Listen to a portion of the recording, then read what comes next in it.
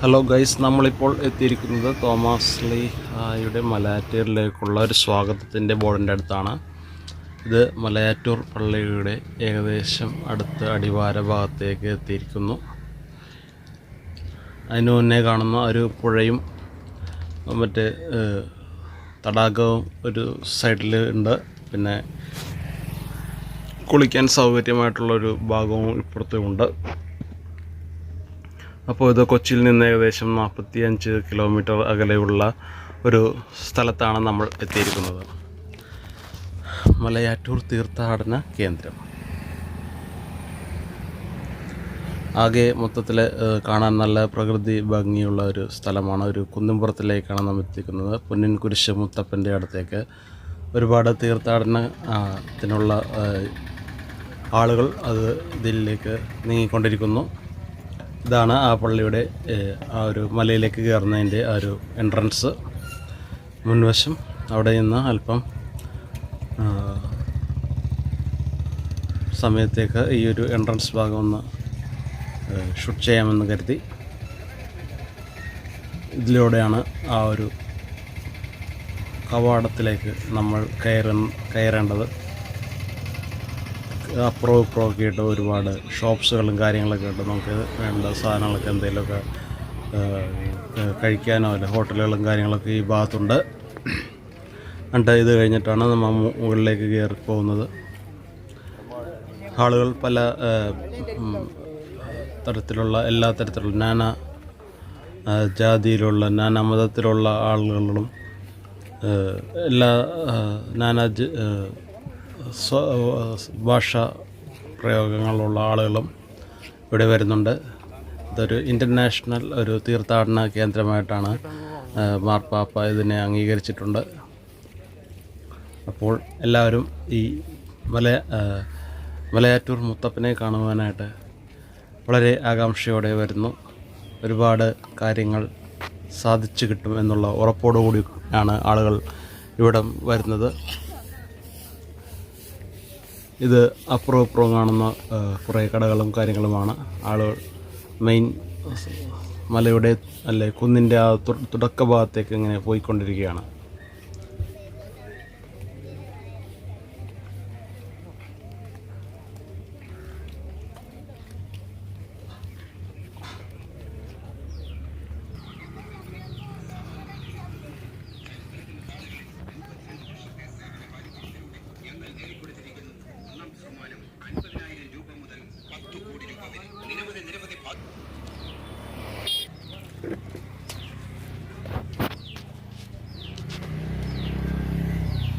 ഇവിടെ സൈഡിലൊക്കെ ആയിട്ട് ഓരോ വടികളും മറ്റേ കുരിശും കുത്തിക്കയറാൻ പറ്റിയ വടികളൊക്കെ വിൽക്കുന്ന കടകളൊക്കെ ഉണ്ട്.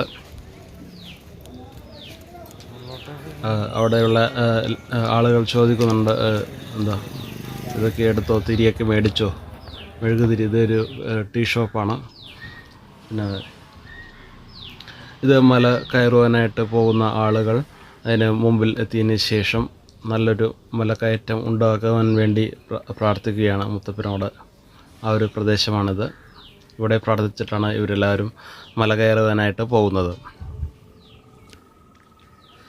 അപ്പോൾ ഇതാണ് സ്റ്റാർട്ടിംഗ് പോയിൻ്റ്. ഇതിൻ്റെ ഒരു വ്യൂ ആണ് ഇപ്പോൾ കണ്ടുകൊണ്ടിരിക്കുന്നത്.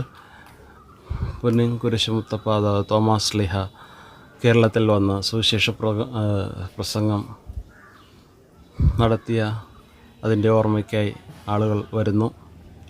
നേർച്ചകൾ നേർന്ന ഒരുപാട് അനുഗ്രഹങ്ങൾ നേടിക്കൊണ്ട് ആളുകൾ തിരിച്ച് പോകുന്നു. ഇത് ചുറ്റുമുള്ളൊരു വ്യൂ ആണ് കാണിക്കുന്നത്. സമുദ്രനിരപ്പിൽ നിന്ന് ഏകദേശം 1300 അടിയാണ് ഉയരത്തിലാണ് ഈ മല സ്ഥിതി ചെയ്യുന്നത്. മലയുടെ സ്റ്റാർട്ടിംഗ് പോയിൻ്റാണിത്.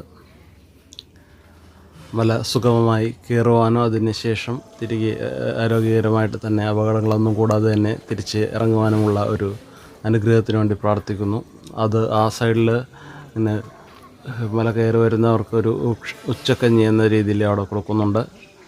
ഇപ്പോൾ എല്ലാവരും കൂടി ആളുകളൊക്കെ സാധാരണ രീതിയിൽ ഇപ്പോൾ അതിരാവിലെയാണ് എല്ലാവരും വന്നിട്ടുള്ളത്.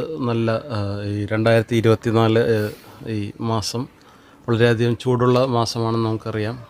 എന്നാൽ തന്നെയും ആളുകൾ മല കയറുവാനായിട്ട് വളരെ തിക്കും തിരക്കും കൂടി വരുന്നു. കോവിഡിന് ശേഷം ഉള്ള ഒരു മലകയറ്റ ഒരു സീസൺ കൂടിയാണിത്. അപ്പോൾ പെസഹ വ്യാഴത്തിൻ്റെ ആ ദിവസം ഇവിടെ ഭയങ്കര തിരക്കാണ്. ദുഃഖവെള്ളിയുടെ അന്നും ഭയങ്കര തിരക്കായിരിക്കും. അങ്ങനെ പർട്ടിക്കുലറായിട്ടൊരു ദിവസം പറയുന്നില്ല. ഏകദേശം ആ ഒരു നോമ്പ് കാലം തുടങ്ങിയാൽ തന്നെ ഇവിടെ ആളുകളെ കൊണ്ട് ഭയങ്കര തിരക്കായിരിക്കും. പള്ളിയിൽ കയറുവാനും പള്ളിയുടെ അകത്തേക്ക് പോയി പിന്നെ കുരിശ് മുത്തപ്പനെ കാണുവാനൊക്കെ ആയിട്ട് ഭയങ്കര തിരക്കുള്ള ഒരു സാഹചര്യം കൂടിയാണിത്. ഒരുപാട് ചരിത്രം ഉറങ്ങുന്ന ഒരു പ്രദേശം കൂടിയാണ്. തോമാസ് ലീഹ കേരളത്തിലേക്ക് വന്നതിൻ്റെ ചരിത്രം നമുക്ക് എല്ലാവർക്കും അറിയാം. കാരണം ക്രിസ്തു മരിച്ചതിന് ശേഷം സുവിശേഷം ലോകം മുഴുവനും അറിയിക്കുക എന്നൊരു ദൗത്യം തോമാസ് ലീഹയ്ക്ക് ഉണ്ടായിരുന്നു. അപ്പോൾ ഈ ദൗത്യം എങ്ങനെ പൂർത്തിയാക്കും എന്നതിന് ഭാഗമായിട്ട് ശിഷ്യന്മാരെ ഓരോരുത്തരെ ഓരോ രാജ്യങ്ങളിലായിട്ട് പറഞ്ഞു വിടുകയായിരുന്നു. അപ്പോൾ തോമാസ് ലീഹയ്ക്ക് കിട്ടിയ ഒരു സ്ഥലം ഭാരതമായിരുന്നു. ഭാരത മണ്ണിൽ വരിക എന്നതായിരുന്നു തോമാസ് ലീഹയുടെ ദൗത്യം. അവിടെ ഒന്ന് സുവിശേഷം പ്രസംഗിക്കുക എന്നത് കൂടിയായിരുന്നു. അപ്പോൾ അതിൻ്റെ ഭാഗമായിട്ടാണ് തോമാസ് ലീഹ കേരളത്തിലേക്ക് വരുന്നത്. അങ്ങനെ മല കയറി മലയുടെ തുടക്കം തന്നെ ടയർഡായി പോകുന്നൊരു അവസ്ഥയിലേക്ക് എത്തിയിരിക്കുന്നു. ജസ്റ്റ് സ്റ്റാർട്ടിങ് പോയിന്റിലാണ് ഇപ്പോൾ നിൽക്കുന്നത്. ആ ഒരു നിരപ്പായിട്ടുള്ള പാതയിലൂടെയാണ് ഇപ്പോൾ പോയിക്കൊണ്ടിരിക്കുന്നത്. ഇത് മലയുടെ തുടക്കമൊന്നും കൂടി പറയാൻ പറ്റില്ല. ഏകദേശം ഒന്ന് ആ ഒരു ഏറ്റവും താഴ്ത്ത ലെവലിൽ നിന്ന് എത്തിയിരിക്കുകയാണ്. ഒരു പാറക്കെട്ടുകൾ പോലും തുടങ്ങിയിട്ടില്ല.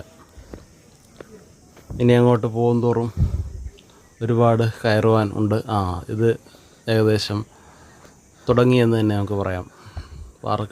ഓരോ പാറക്കെട്ടുകൾ കണ്ടു തുടങ്ങുന്നു. കയറി പോയവർ തിരികെ ഇറങ്ങി വരുന്നത് നമുക്ക് കാണാൻ കഴിയുന്നു. ഇത് കയറാനുള്ളൊരു ശ്രമത്തിലാണ്. വലിയ വലിയ പാറക്കെട്ടുകൾ കാണുമ്പോൾ വളരെയധികം ലാഘവത്തോടെ ഓടിക്കയറുന്നു. ഇപ്പോൾ തന്നെ അത് ചെയ്തു തീർക്കുമെന്ന ഭാവത്തോടു കൂടിയാണ് മല കയറുന്നത്. എന്നാൽ നമുക്ക് നോക്കാം ഇത് എവിടം വരെയും എത്തും എന്നുള്ളത്. എങ്ങനെ ആരോഗ്യകരമായിട്ട് അല്ലെങ്കിൽ പൂർത്തിയാക്കാൻ പറ്റും. സമയത്തിൻ്റെ അളവിൽ തന്നെ അത് പൂർത്തീകരിക്കണം എന്നും കൂടി നമുക്ക് ഒരുപാട് സമയമെടുത്ത് ടയേർഡായിട്ട് രാവിലെ പോയിട്ട് രാത്രി കയറി ചെല്ലുന്ന ഒരവസ്ഥയിലെത്താതെ ഒരു ഒറ്റ സ്ട്രെച്ച് അത് കുറച്ച് ടൈം വിശ്രമിച്ച് പിന്നെയും കയറുക എന്ന ഒരു ഉദ്ദേശത്തോടു കൂടിയാണ്. അല്ലാതെ കുറേ വിശ്രമിച്ച് വീണ്ടും അപ്പോൾ മല കയറുന്നതിൻ്റെ ഒരു സുഖം കിട്ടില്ല. ഇപ്പോൾ നിരപ്പായ പാതയാണ്. ഇതൊക്കെ പഴയ ഒരുപാട് പണ്ടൊക്കെ ഇത്രയ്ക്ക് നിരപ്പ് നമുക്കധികം എക്സ്പീരിയൻസ് ചെയ്യാൻ പറ്റില്ല. എല്ലാം മൊത്തം പാറ പോലെ ആയിരുന്നെങ്കിലും ഇതിപ്പോൾ സ്റ്റാർട്ടിങ് പോയതിൻ്റെ ആയതുകൊണ്ട് ആ ഒരു നിരപ്പുള്ളൊരവസ്ഥ നമുക്ക് കാണുന്നു. ആ സൈഡിലൂടെ ഒരു ഇരുമ്പ് കുഴലൊക്കെ പോകുന്നത് കാണാം. അത് വെള്ളത്തിൻ്റെ കുഴലാണ്. വെള്ളം ഓരോ ജംഗ്ഷനിലും വെള്ളം വെച്ചിട്ടുണ്ട്. വെള്ളം നമുക്ക് കാണാൻ പറ്റും. ആ ജംഗ്ഷൻ അതാ ഓരോ 14 സ്ഥലങ്ങളുണ്ട്. അപ്പോൾ ഓരോ സൈഡിലൊക്കെ എത്തുമ്പോഴും കുറച്ച് വെള്ളം കുടിച്ച് കയറാനുള്ള ചില ആരോഗ്യ പ്രശ്നങ്ങളൊക്കെ വരുമ്പോൾ കഥയ്ക്കുമ്പോഴൊക്കെ വെള്ളം കുടിക്കാനുള്ള സൗകര്യമുണ്ട്.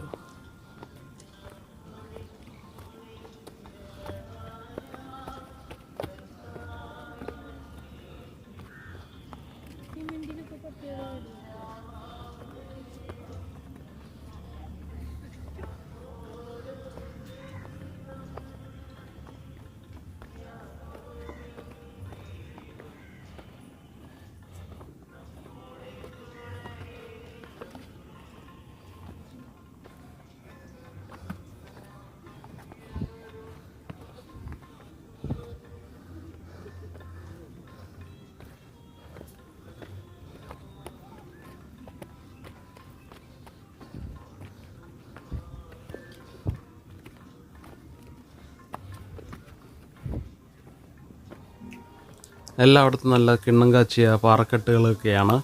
ഈ പാറക്കെട്ടുകളിലൂടെ ചെറുപ്പക്കാരൊക്കെ ഓടി ഓടി കയറുന്നത് വളരെ അധികം എളുപ്പത്തിലുള്ള കാര്യമാണെന്ന് നമുക്ക് തോന്നുമെങ്കിലും ഇത് തുടക്കത്തിൻ്റെ സ്റ്റേജാണ്, സ്റ്റാർട്ടിങ് പോയിൻ്റാണ് ഇത് മലയുടെ. അപ്പോൾ നമുക്ക് പെട്ടെന്ന് ഓടിക്കയറാനുള്ള ഒരു ത്വരയുണ്ടാകും, ഒരു ടെൻഡൻസി, ഒരു പ്രവണത ഉണ്ടാകും. പക്ഷേ ഇനി അങ്ങോട്ട് പോകെ ഈ ഒരു വേഗത നമുക്ക് കിട്ടുമോ എന്നുള്ളത് നമുക്ക് നോക്കേണ്ടിയിരിക്കുന്നു. ഇപ്പോൾ തന്നെ ഇത് കയറി ഒരു പറ്റായ ഒരു അവസ്ഥയാണ്. എവിടെയെങ്കിലുമൊക്കെ കുറച്ച് നേരം ഇരുന്ന് വിശ്രമിക്കാം എന്നുള്ളൊരു സ്ഥിതിയിലേക്ക് എത്തിക്കൊണ്ടിരിക്കുന്നു. എന്നിരുന്നാലും ആളുകളൊക്കെ ഓടിക്കയറുന്നത് കാണുമ്പോൾ ഒരു ജാള്യത കൊണ്ട് വീണ്ടും കയറുന്നു.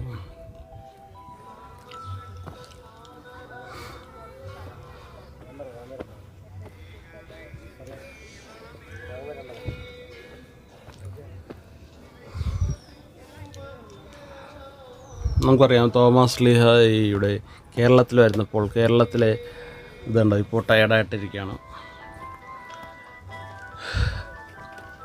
ഇപ്പോൾ നമുക്ക് കയറുമ്പോൾ ആ ഒരു കിതക്കണ ശബ്ദം കേൾക്കാൻ പറ്റും. ഇപ്പോൾ നോക്കിക്കോളൂ, ഡ്രസ്സിൽ ഇപ്പോൾ വലിയ അധികം വിയർപ്പിൻ്റെ ഒരു ഇതൊന്നുമില്ല. ഇനി മുകളിലെത്തുമ്പോൾ എന്തായിരിക്കും അവസ്ഥയെന്ന് നമുക്ക് കാണാം. ഒരു അണക്കണ ശബ്ദങ്ങളൊക്കെ ഇങ്ങനെ പട്ടി അണക്കുന്ന പോലെയൊക്കെ അണക്കണം. എന്നാലും ഇതിനൊക്കെ ഒരു വിശ്വാസമുണ്ട്. വിശ്വാസത്തിൻ്റെ പുറത്താണ് ആളുകൾ കയറുന്നത്.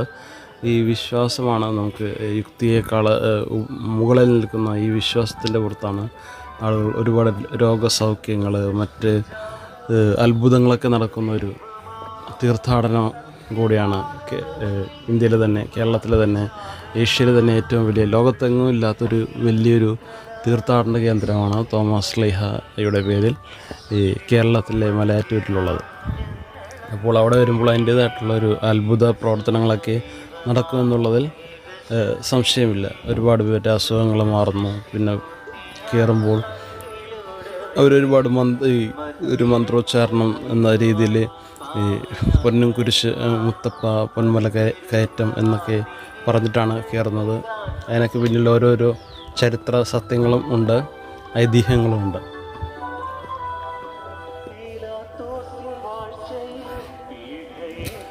അതായത് തോമസ് ലീഹ മലയാറ്റൂർ വന്നപ്പോൾ ആദ്യമേ തന്നെ സുവിശേഷം പ്രസംഗിക്കാൻ ഇവിടെ തുടങ്ങിയപ്പോൾ ഇവിടെയുള്ള ആളുകൾ അദ്ദേഹത്തെ അത്രയ്ക്ക് സ്വീകാര്യനായിരുന്നില്ല. അദ്ദേഹത്തിന് അങ്ങനെ വെൽക്കം ചെയ്തില്ല.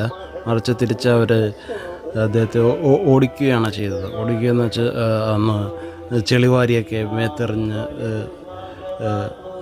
ആട്ടിപ്പായിക്കുന്ന ഒരു അവസ്ഥ ഉണ്ടായിട്ടുണ്ട്. അപ്പോൾ ഇവരെ ഒന്ന് നന്നാക്കുക, അല്ലെങ്കിൽ ഇവർക്ക് വേണ്ടി പ്രാർത്ഥിക്കുക എന്നൊരു ഉദ്ദേശത്തോടു കൂടി ഈ തോമസ് ലീഹ അന്ന് ഓടി ഈ മലയുടെ മുകളിൽ കയറിയിരുന്ന് പ്രാർത്ഥിച്ചതായിട്ടും ധ്യാനിച്ചതായിട്ടുമുള്ള ഒരു ചരിത്രമുണ്ട്, ഒരു ഐതിഹ്യമുണ്ടെന്ന് തന്നെ പറയാം. അപ്പോൾ അതിനും കൂടിയാണ്, അതൊക്കെ അറിയാനും കൂടിയാണ് നമ്മൾ ഈ മല കയറുന്നത്.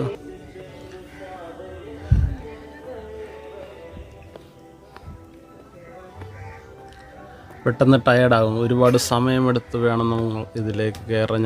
ഇതിന് എടുത്ത ഒരു സമയം എന്നൊക്കെ പറയുമ്പോൾ അത് ഞാൻ പറയുന്നില്ല, അത് ശരിയാവുന്നില്ല. അത് നിങ്ങൾ എന്തോരം സമയമെടുത്തു എന്ന് നിങ്ങൾ തന്നെ കാൽക്കുലേറ്റ് ചെയ്യുക. നമ്മുടെ ആരോഗ്യം അനുസരിച്ച് നമ്മൾ കഴിവതും നിർത്താതെ, അല്ലെങ്കിൽ വെള്ളമൊന്നും കുടിക്കാതെയൊക്കെ ആളുകൾ കയറുന്നവരുണ്ട്. കാൽപാദങ്ങളിൽ ഒന്നും ചെരുപ്പുകളൊന്നും ധരിക്കാതെ തന്നെ എവിടെ നിന്നോ കിലോമീറ്ററുകൾ താണ്ടി വന്ന് മല കയറുന്ന ആളുകളുമുണ്ട്. ചില ആളുകൾ മുട്ടുകുത്തി കയറുന്ന ആളുകളുണ്ട്. മുട്ടുകുത്തി ഇഴഞ്ഞ് പ്രാർത്ഥിക്കുന്ന വേളാങ്കണ്ണിയിലെ ഒരു അവസ്ഥ കണ്ടിട്ടുണ്ട്. അതിൽ നിന്നും വളരെയധികം വ്യത്യസ്തം, വളരെയധികം ടഫായിട്ടുള്ളതും വളരെ കഷ്ടപ്പാട് പറഞ്ഞ ഒരു പരിപാടിയാണ് മുട്ടുകൊണ്ട് കുത്തി കയറുക എന്നുള്ളത്, കാൽമുട്ടുകൊണ്ട്. അപ്പോൾ അത് ഭയങ്കര ടഫായിട്ടുള്ള കാര്യമാണ്. പക്ഷേ അങ്ങനെയും ആളുകൾ ചെയ്ത് അതൊരു വിശുദ്ധിയിലേക്ക് എത്തുക എന്നുള്ളൊരു മാർഗവും കൂടിയായിരുന്നു. എപ്പോഴും ആ ഒരു മാർഗവും സ്വീകരിക്കുന്ന ഒരു അവസ്ഥ നമ്മൾ ഇവിടെ കണ്ടിട്ടുണ്ട്. ഞാൻ ഇത്തവണ കണ്ടില്ലായിരുന്നെങ്കിലും അങ്ങനെ കണ്ടതായിട്ട് ആളുകളൊക്കെ ഫോട്ടോസും മറ്റു കാര്യങ്ങളൊക്കെ വീഡിയോസൊക്കെ കണ്ടിട്ടുണ്ട്. ഒരുപാട് പേര് പിന്നെ ഒരുപാട് അത്ഭുതങ്ങളൊക്കെ നടക്കുന്ന, വെറുതെ ആളുകൾ വന്ന് മല കയറി എനർജി കളഞ്ഞ് വേസ്റ്റാക്കി ഒരു ഫലവും കിട്ടാതെ പോകുന്നൊരു പ്രവൃത്തി മാത്രമല്ല, ഒരു ടൂറിസം പരിപാടിയുടെ ഭാഗമായിട്ടല്ല ആളുകൾ ഇവിടെ വരുന്നത്. അത് അവർക്ക് ഈ ഒരു മുത്തപ്പനിലുള്ളൊരു വിശ്വാസത്തിൻ്റെ ഒരു ഭാഗമാണ്. വിശ്വാസം എന്ന് പറയുമ്പോൾ നിൻ്റെ വിശ്വാസം നിന്നെ രക്ഷിക്കട്ടെ എന്ന് പറയുന്നതാണ് നമുക്ക്. അല്ലാതെ നിൻ്റെ യുക്തി നിന്നെ രക്ഷിക്കട്ടെ എന്ന് പറഞ്ഞാൽ അങ്ങനെ യുക്തി കൊണ്ട് നമുക്ക് അങ്ങനെ ഒരു വലിയൊരു രക്ഷയിലേക്ക് പോകാൻ പറ്റുമെന്ന് തോന്നുന്നില്ല. പക്ഷേ വിശ്വാസത്തിൻ്റെ ഒരു ഭാഗമായിട്ട് നമ്മളെ പൂർണ്ണമായിട്ട് നമ്മൾ കൊടുക്കുമ്പോഴാണ് ആ ഒരു എഫക്റ്റ്, അതിൻ്റെ ഒരു റിസൾട്ട് നമുക്കുണ്ടാവുക. അപ്പോൾ ആ റിസൾട്ടിൻ്റെ ഭാഗമായിട്ട് ആളുകൾ വരുന്നു. ഒരുപാട് ഇപ്പോൾ സംസാരശേഷിയില്ലാത്തവർ, ചെവി കേൾക്കാത്തവർ, അംഗവൈകല്യമുള്ളവർ, അംഗപരിമിതിയുള്ളവർ, അങ്ങനെ ഒരു അസുഖങ്ങൾ കൊണ്ട് അസുഖങ്ങൾ കൊണ്ട് എപ്പോഴും വലയുന്നവർക്ക് ഏറ്റവും നല്ല ഒരു മാർഗമാണ് ഇങ്ങനെയുള്ള ഒരു തീർത്ഥാടന കേന്ദ്രങ്ങളിലേക്കുള്ള പ്രയാണം. അപ്പോൾ ഈ കാണുന്ന കുഴലിലൂടെയാണ് മുകളിൽ നിന്ന് വെള്ളം പാസ് ചെയ്യുന്നത്. ആളുകൾ വരുന്നത് കാണുന്നുണ്ട്. അപ്പോൾ ആളുകളൊക്കെ ഇതിങ്ങനെ വന്ന് ഓടിക്കയറുന്നു. ചെറുപ്പക്കാരൊക്കെ പെട്ടെന്ന് ഓടിക്കയറുന്നുണ്ട്. ആളുകൾ കയ്യിൽ കുപ്പിയൊക്കെ ആയിട്ടൊക്കെയാണ് വരുന്നത്. കുപ്പിയൊക്കെ ആയിട്ട് വരുമ്പോൾ നമുക്ക് പോകുന്ന വഴി പെട്ടെന്ന് ടയേർഡായി കഴിഞ്ഞാൽ ഉടനെ തന്നെ കുറച്ച് വെള്ളം കുടിക്കാം. പക്ഷേ ഇതൊക്കെ വെള്ളം കുടിക്കാതെയും ആളുകൾ, ഇതൊക്കെ ഞാൻ നേരത്തെ പറഞ്ഞ പോലെ കാൽപാദത്തിൽ ചെരുപ്പൊന്നും ഇല്ലാതെയൊക്കെ കയറുന്നത് പോലെ തന്നെ വെള്ളം കുടിക്കാതെയൊക്കെ കയറുമ്പോൾ അതിൻ്റെ റിസൾട്ട് നമുക്ക് കിട്ടും. അല്ലാതെ വെറുതെ ഒരു നോമ്പെടുത്ത് അല്ലെങ്കിൽ വെറുതെ മല കയറി കൊണ്ട് ഒരു അതിൻ്റെ റിസൾട്ട് വേണം. നമ്മൾ എന്ത് പ്രവൃത്തി ചെയ്താലും റിസൾട്ട് ഇല്ലാത്തൊരു പ്രവൃത്തി ചെയ്യുന്നതുകൊണ്ട് ഒരു ഗുണം ഉണ്ടാവില്ല. അപ്പോൾ ആ റിസൾട്ട് കിട്ടണമെങ്കിൽ അതിൻ്റേതായിട്ടുള്ള ഒരു അച്ചടക്കം, അതിൻ്റേതായിട്ടുള്ള ഒരു ആത്മസംയമനം ഒക്കെ പാലിച്ച് വേണം അത് ചെയ്യാൻ.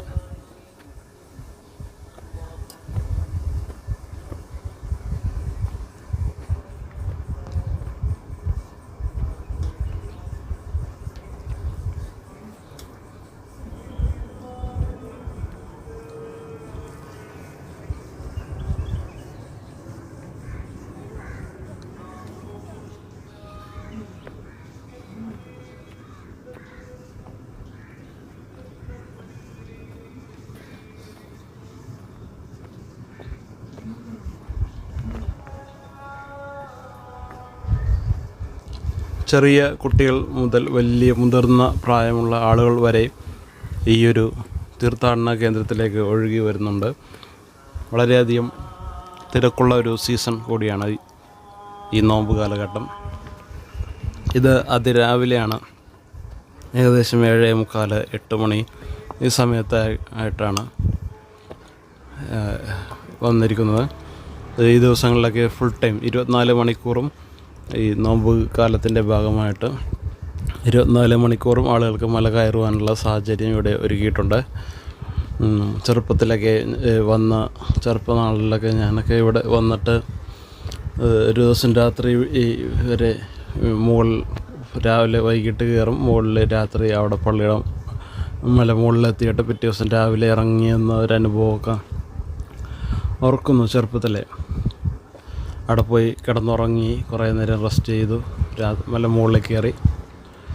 ഈ പാറക്കെട്ടുകളൊക്കെ കാണുമ്പോൾ വളരെയധികം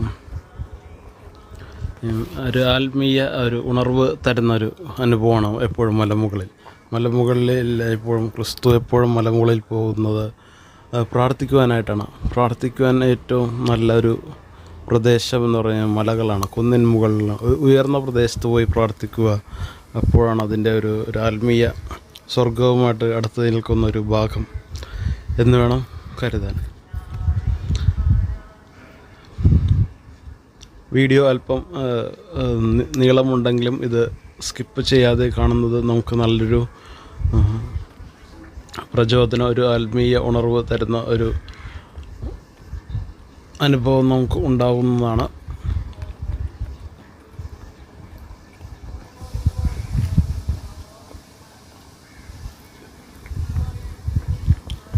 ഇത് ഇപ്പോൾ മലമുകളിലേക്ക് കയറുന്ന യുവാക്കളും ചെറിയ കുട്ടികളും ഒക്കെ ഉണ്ട്. ഇപ്പോൾ വീഡിയോയ്ക്ക് നേരെയാണ് സൂര്യപ്രകാശം, ക്യാമറയ്ക്ക് നേരെ സൂര്യപ്രകാശം അടിക്കുന്നതുകൊണ്ടുള്ളൊരു മങ്ങലൊക്കെ ഉണ്ട്. ഇത് അവിടെ ഇവിടെയൊക്കെ ആയിട്ട് ഇത് ഓരോ സ്ഥലമാണിത്. ഇത് ഓരോ സ്ഥലം, ആ സ്ഥലത്തിനരികത്തായിട്ട് തിരികളൊക്കെ വെച്ചിരിക്കുന്ന ആളുകൾക്ക് താഴെ നിന്ന് വാങ്ങുന്ന തിരികളൊക്കെ വന്ന് ഇവിടെ വന്നിട്ടാണ് കത്തിച്ച് ഇതൊക്കെ പ്രാർത്ഥിച്ച് പോകുന്നത്.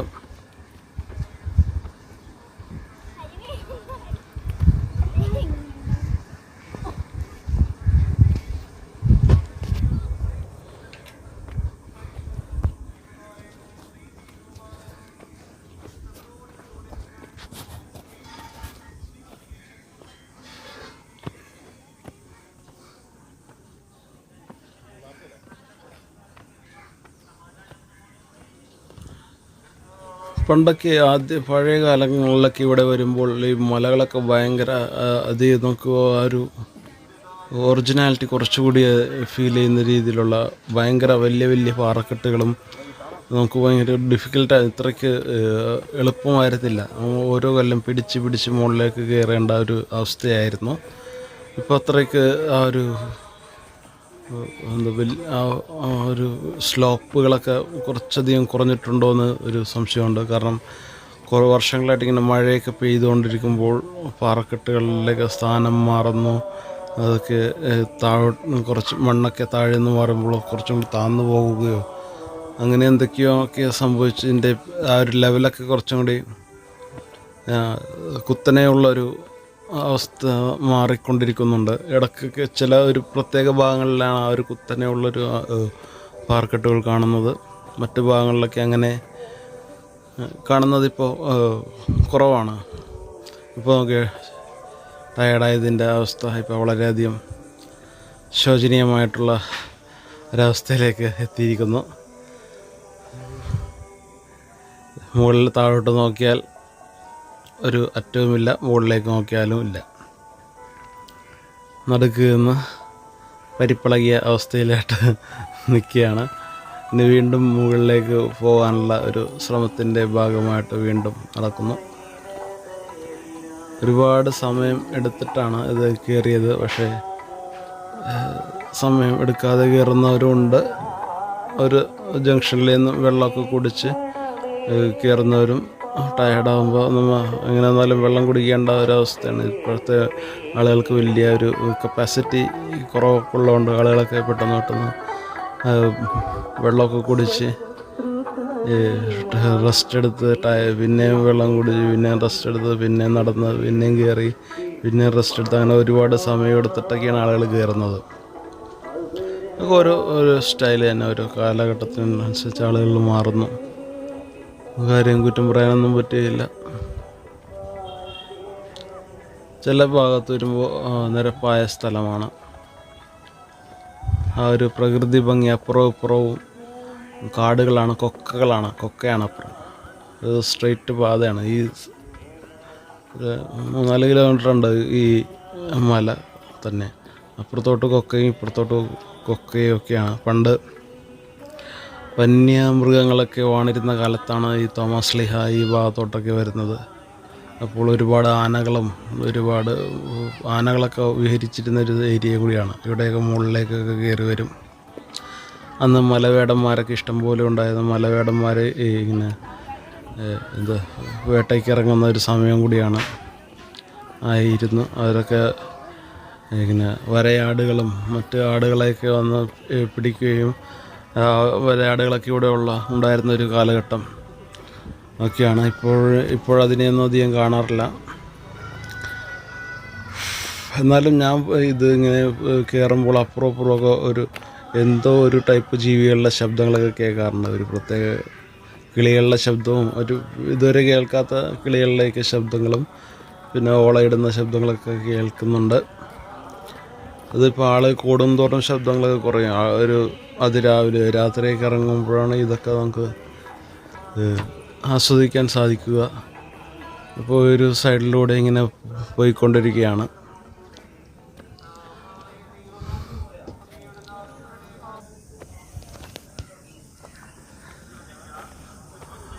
ഇതാണ് ഇപ്പോൾ ഒരുപാട് ആളുകളൊക്കെ ഇങ്ങനെ ടയർഡായിട്ട് അവരൊക്കെ അവിടെയൊക്കെ ഇരിക്കുന്നുണ്ട്. കാവിമുണ്ടും വെള്ള ഷർട്ടൊക്കെ ഇട്ട് ഓരോരോ സ്ഥലങ്ങളിൽ നിന്ന് ഓരോരോ ആളുകളൊക്കെ ഇങ്ങനെ ഓരോ ഗ്രൂപ്പായിട്ട് ആളുകളൊക്കെ കുരിശും ചുമന്ന് ചിലവരെ മാറി മാറി ഓരോ സ്ഥലങ്ങളും കഴിയുമ്പോൾ കുരിശെടുത്ത് ഇങ്ങനെ വെച്ചുകൊണ്ട് യാത്ര മുന്നോട്ട് പോകുന്നവരുണ്ട്.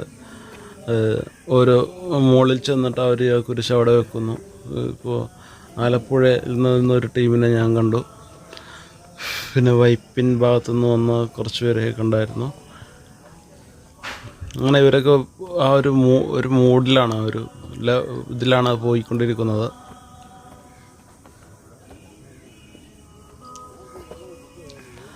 ഇപ്പോൾ ക്യാമറയിലേക്ക് ആ സൂര്യപ്രകാശം വരുന്നതുകൊണ്ടുള്ളൊരു ക്ലാരിറ്റി കുറവാണ് കണ്ടത്. അപ്പോൾ ആകെ ടയേർഡായിട്ടിരിക്കുകയാണ്. ഇത് അവസാനമില്ലാത്തൊരു കയറ്റമായിട്ട് ചില സമയത്ത് തോന്നിയിട്ടുണ്ട്. ഇതിനെന്താ ഒരു അന്തമില്ലേ എന്ന് തോന്നിപ്പോയിട്ടുണ്ട്. കാരണം കയറുന്തോറും ഓരോ സ്ഥലങ്ങളിങ്ങനെ കണ്ടുകൊണ്ട് ഓരോ പാറകളിങ്ങനെ വീണ്ടും വന്നുകൊണ്ടിരിക്കുകയാണ്. മുകളിലേക്കുള്ളൊരു അറ്റം കാണുന്നില്ല. അപ്പുറം ഇപ്പോൾ യാത്ര ചെയ്യുമ്പോൾ അപ്പുറമൊക്കെ ആയിട്ട് കുരങ്ങന്മാരൊക്കെ നിൽപ്പുണ്ടായിരുന്നു. ഓരോ ജംഗ്ഷനിലെത്തുമ്പോഴും കുറച്ച് നേരം നിന്ന് അവിടെ വെച്ച് ഒരു സെൽഫി എടുത്ത്. ഇപ്പോൾ ഷർട്ടിൻ്റെയൊക്കെ അവസ്ഥ ഒന്ന് നോക്കി, പകുതിയൊക്കെ നനഞ്ഞ് കുതിർത്ത്.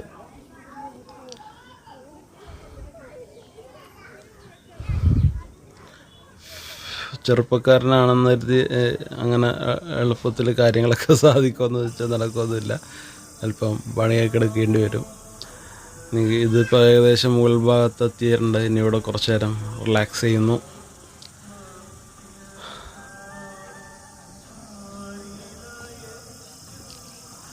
റിലാക്സേഷൻ്റെ ഭാഗമായിട്ട് കുറച്ച് നേരം അവിടെ ഇരുന്ന് താഴോട്ടൊക്കെ ഉള്ളൊരു വ്യൂ പോയിൻ്റ് നമുക്ക് കാണുകയാണ്. ഇവിടെ ഒരുപാട് രോഗങ്ങളുടെ പേരിലും മറ്റ് കാര്യങ്ങളിലും ആളുകൾ വരുന്നു. ഇപ്പോൾ അവിടെ കുറച്ച് നേരം ഇരുന്നപ്പോൾ ഷർട്ടിൻ്റെയൊക്കെ അവസ്ഥ ഉണ്ടല്ലോ, ആകെ മുഖമൊക്കെ ഒന്ന് കഴുകിയിട്ടാണ് വന്നിരിക്കുന്നത്. എന്നിട്ടും ഇപ്പോൾ വെയിൽ വരുന്നതിന് മുമ്പാണ് ഇവിടെ എത്തിയത്. അപ്പോൾ കുറച്ചും കൂടി കഴിയുമ്പോഴേക്കും നേരം വെളുത്ത് ഭയങ്കരമായിട്ട് വെയിൽ കൂടും. അപ്പോൾ ആകെ ഭയങ്കര പ്രശ്നമായിരിക്കും. ഭയങ്കരമായിട്ട് ഇപ്പോൾ ഒരു സെറ്റ് ടീം കുരിശൊക്കെ പിടിച്ചങ്ങനെ കണ്ട ഓരോ മരത്തിലൊക്കെ ഓരോ കുരിശ് ചാരി വെച്ചിരിക്കുന്നത്.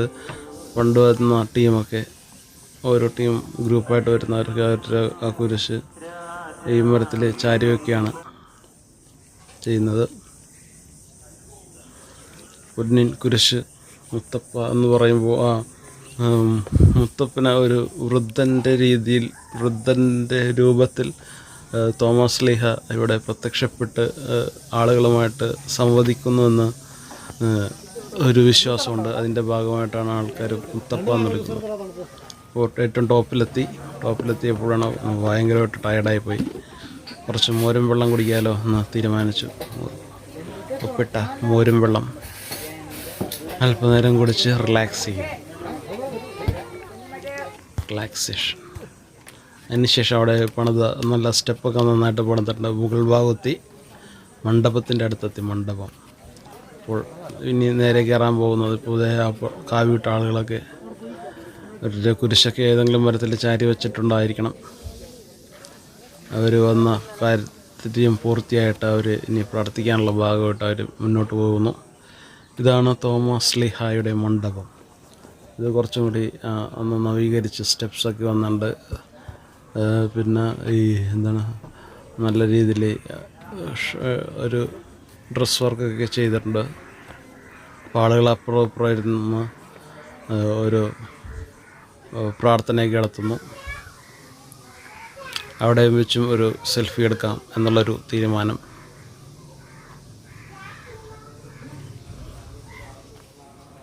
നേരെ മണ്ഡപത്തിൻ്റെ ഉള്ളിലേക്ക് കയറി കുറച്ച് നേരം അവിടെ ഇരുന്ന് പ്രാർത്ഥിക്കാം എന്ന് തീരുമാനിച്ചു.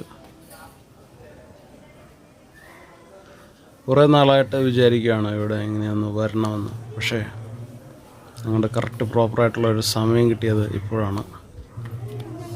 അപ്പോൾ ആളുകളൊക്കെ തിരക്കി ഓടിക്കേറി വരുന്നുണ്ട്.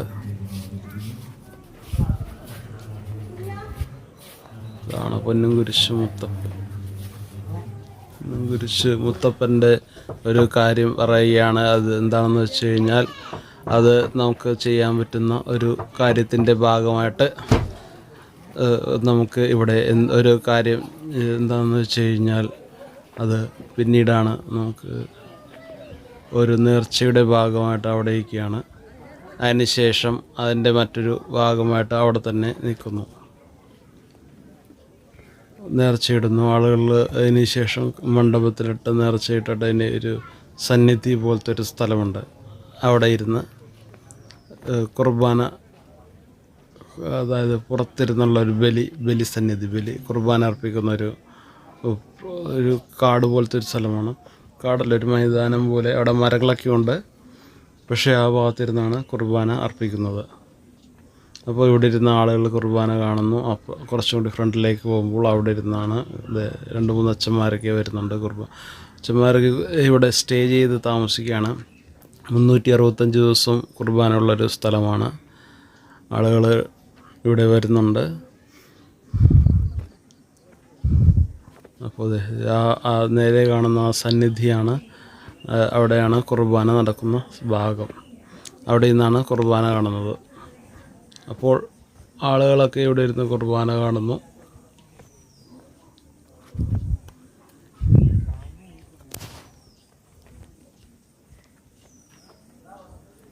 അതാണ് ആ സന്നിധിയുടെ ഭാഗത്ത് നിന്നാണ് കുർബാന കാണുന്നത്.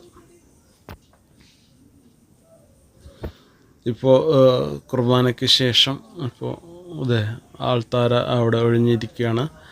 ഇനി മിക്കവാറും കുറച്ച് വൈകുന്നേരമോ അല്ലെങ്കിൽ നാളെയോ ഒക്കെ ആയിരിക്കും കുർബാന. അപ്പോൾ ഇതിന് അവിടെ ഇരുന്നാണ് കുർബാന ഇരുന്നത്. അപ്പോൾ ആളുകൾ പുറത്തിരുന്ന് ഇവിടെ ഇരുന്ന് കാണുന്നു. ഈ ഒരു ഇതാണ് അതിൻ്റെ സൈഡ് വ്യൂ ആണ്. അപ്പുറം ഇപ്പുറമൊക്കെ കൊക്കയാണ്. അപ്പോൾ നോക്കിയും കണ്ടും നിന്നില്ലെങ്കിൽ നമ്മൾ കൊക്കയിലേക്ക് ചരിഞ്ഞെങ്ങാനും പോയി കഴിഞ്ഞാൽ ഭയങ്കര ബുദ്ധിമുട്ടായിക്കോളും. ഭയങ്കര അപകടം പിടിച്ചൊരു ഏരിയയാണ്. അപ്പോൾ ഇവിടെയൊക്കെ സൂക്ഷിച്ചൊക്കെ പെരുമാറണം.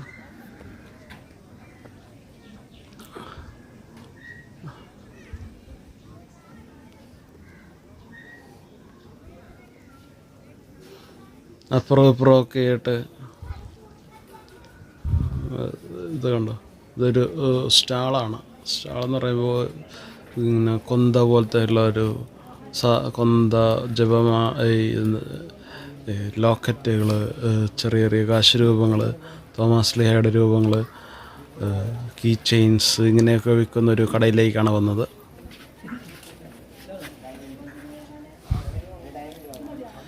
ഇവിടെ നിന്ന് കുറച്ച് സാധനങ്ങളൊക്കെ മേടിച്ച് പോകണം. ഒരു 4 ചെറിയ കൊന്തകളും ഒരു കീ ചെയിനും മേടിക്കുക എന്ന തീരുമാനത്തോടെയാണ് ഇങ്ങോട്ട് വന്നത്. അപ്പോൾ അത് വാങ്ങിച്ചു.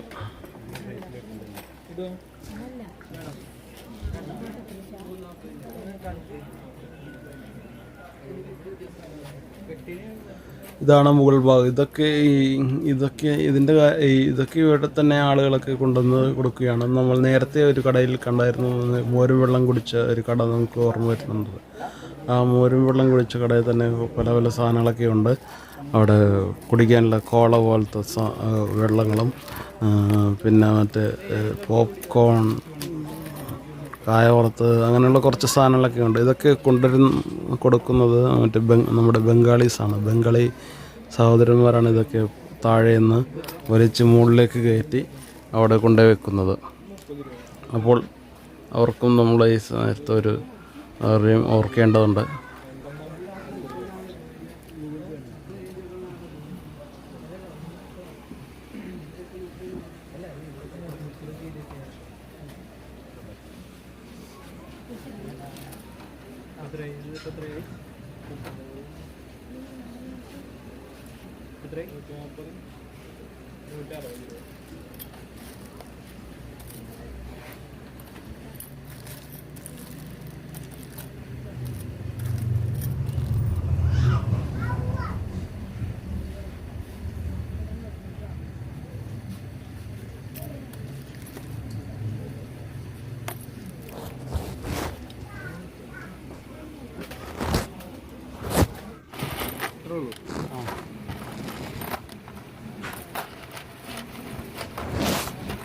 $150.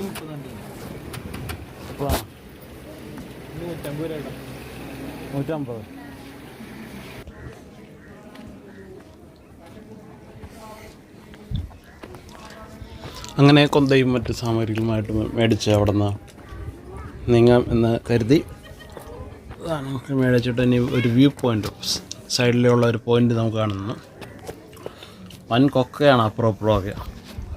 സമുദ്രനിരപ്പിൽ നിന്ന് 1300 അടി ഉയരത്തിലാണ് ഈ പള്ളി പണിതിരിക്കുന്നത്. 900-ലാണ് ഈ തോമസ് ലീഹയുടെയൊക്കെ പള്ളി പണിത് മുകളിലെ മലമുകളിലെ ഈ കുരിശുമുടി പൊന്നും കുരിശ് മുത്തപ്പൻ്റെ കുരിശുമുടി പണിതിരിക്കുന്നത് 900-ലാണ്. അതുകൊണ്ട് തന്നെ ഇതൊക്കെ ഈ സ്ഥലങ്ങളൊക്കെ നോക്കുമ്പോൾ എത്ര അടി ഉയരത്തിലാണ് നമ്മൾ നിൽക്കുന്നതെന്ന് സമുദ്രനിരപ്പിൽ നിന്ന് 1300 അടി ഉയരം ഉണ്ട്. ഡേഞ്ചർ എന്നൊക്കെ എഴുതി വച്ചിരിക്കുന്നുണ്ട്. താഴോട്ടെങ്ങാനും പോയാൽ പിന്നെ ഒരു പൊടി പോലും കിട്ടാത്തൊരു ഏരിയ ആണ്. നേരം പരപരാ വെളുത്ത് വരുന്നു. ഈ മഞ്ഞൊക്കെ മൂടി കവർ ചെയ്ത് കിടക്കുന്നതുകൊണ്ട് അറ്റത്തേക്ക് നമുക്ക് ഒരു വ്യൂ കിട്ടുന്നില്ല. എന്നാലും ക്യാമറ കൊണ്ട് അവിടെയും വെച്ച് ഒരു സെൽഫി എടുക്കണം എന്നൊരു ആഗ്രഹം. അങ്ങനെ സെൽഫി എടുത്ത് ആസ്വദിക്കുന്നു. ആ ഡേഞ്ചറിൻ്റെ അടുത്ത് തന്നെ പോയി സെൽഫി എടുക്കാൻ പ്രേരിപ്പിച്ച ഘടകം എന്താണാവോ എന്ന് അറിയില്ല. എന്നാലും ആളുകളൊക്കെ അങ്ങോട്ടൊക്കെ പോയി ഇന്ന് സെൽഫി എടുക്കുന്നുണ്ട്. ഒരാൾ സെൽഫി എടുക്കാണ്ട് കഴിഞ്ഞാൽ ഒരുപാട് പേര് അതിൻ്റെ പുറകെ വരും സെൽഫി എടുക്കാനായിട്ട്. ഇനി അടുത്തത് നമ്മൾ കാണാൻ പോകുന്നത് ആന കുത്തിയ പള്ളിയായി നമുക്ക് ഇനി കാണുന്നത്. ഇതാണ് ആന കുത്തിയ പള്ളി. ആന കുത്തിയ പള്ളിയുടെ ഇത് എന്ന് സ്ഥാപിച്ചു എന്ന് ചോദിച്ചു കഴിഞ്ഞാൽ അതിന് വ്യക്തമായിട്ടുള്ള ഒരു കാലഘട്ടം നമുക്ക് പറയാൻ പറ്റില്ല. ഭയങ്കര പഴക്കമുള്ള ഒരു പള്ളി എന്ന് വേണമെങ്കിൽ പറയാം. ഇപ്പോഴും അതിൻ്റെ സ്ഥാപിത വർഷം വ്യക്തതയില്ല. ഇത് മലമുകളിൽ വരുന്ന ആനകളൊക്കെ ഇങ്ങനെ പള്ളിയുടെ ഒരു ഭാഗത്ത് വന്നിങ്ങനെ ആ ചാരി വരയ്ക്കുകയും കുറേ ആനകളൊക്കെ വന്ന് ഈ അത് ഫ്രെയിം ചില്ലിട്ട് വെച്ചിരിക്കണ്ട കുട്ടികളൊക്കെ വന്ന് നോക്കുന്നത് അത്ഭുതത്തോടെ നോക്കുകയാണ്. ആ ചില്ലിട്ട ഭാഗങ്ങളൊക്കെ അവർ വായിച്ചും കൂടി നോക്കുന്നുണ്ട്. ആനയുടെ കൊമ്പ് വെച്ച് കുത്തിയ ആ ഒരു പാടൊക്കെ അവിടെ അതിനകത്തുണ്ട്.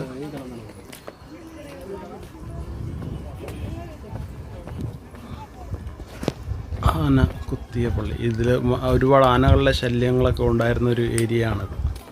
ഇനി അതിൻ്റെ സൈഡിലൂടെ ഇങ്ങനെ പോകുമ്പോൾ വീണ്ടും അവിടേക്ക് എന്താണ് കാണാൻ നല്ല ഭംഗി വ്യൂ പോയിൻ്റുള്ള ഒരു ഏരിയയാണ്. സംഭവം കൊക്കയാണെങ്കിലും പുറമേ നോക്കുമ്പോൾ ഇത് ആന കുത്തിയ പള്ളിയുടെ നവീകരിച്ച ഒരു വശമാണ്. അത് ആരാധനയ്ക്കുള്ള ഒരു സ്ഥലവും കൂടിയാണ്.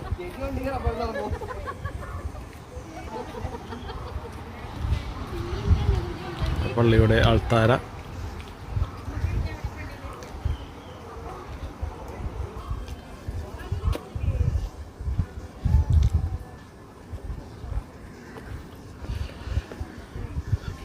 ഇനി ആ പള്ളിയുടെ ആ സൈഡിലൂടെ അപ്പുറമൊക്കെ ആയിട്ട് നവീകരിച്ച പൊന്നുംകുരിശ് മുത്തപ്പൻ്റെ ആ ഒരു പള്ളി. ഇതൊരു നവീകരിച്ച പള്ളിയാണ്.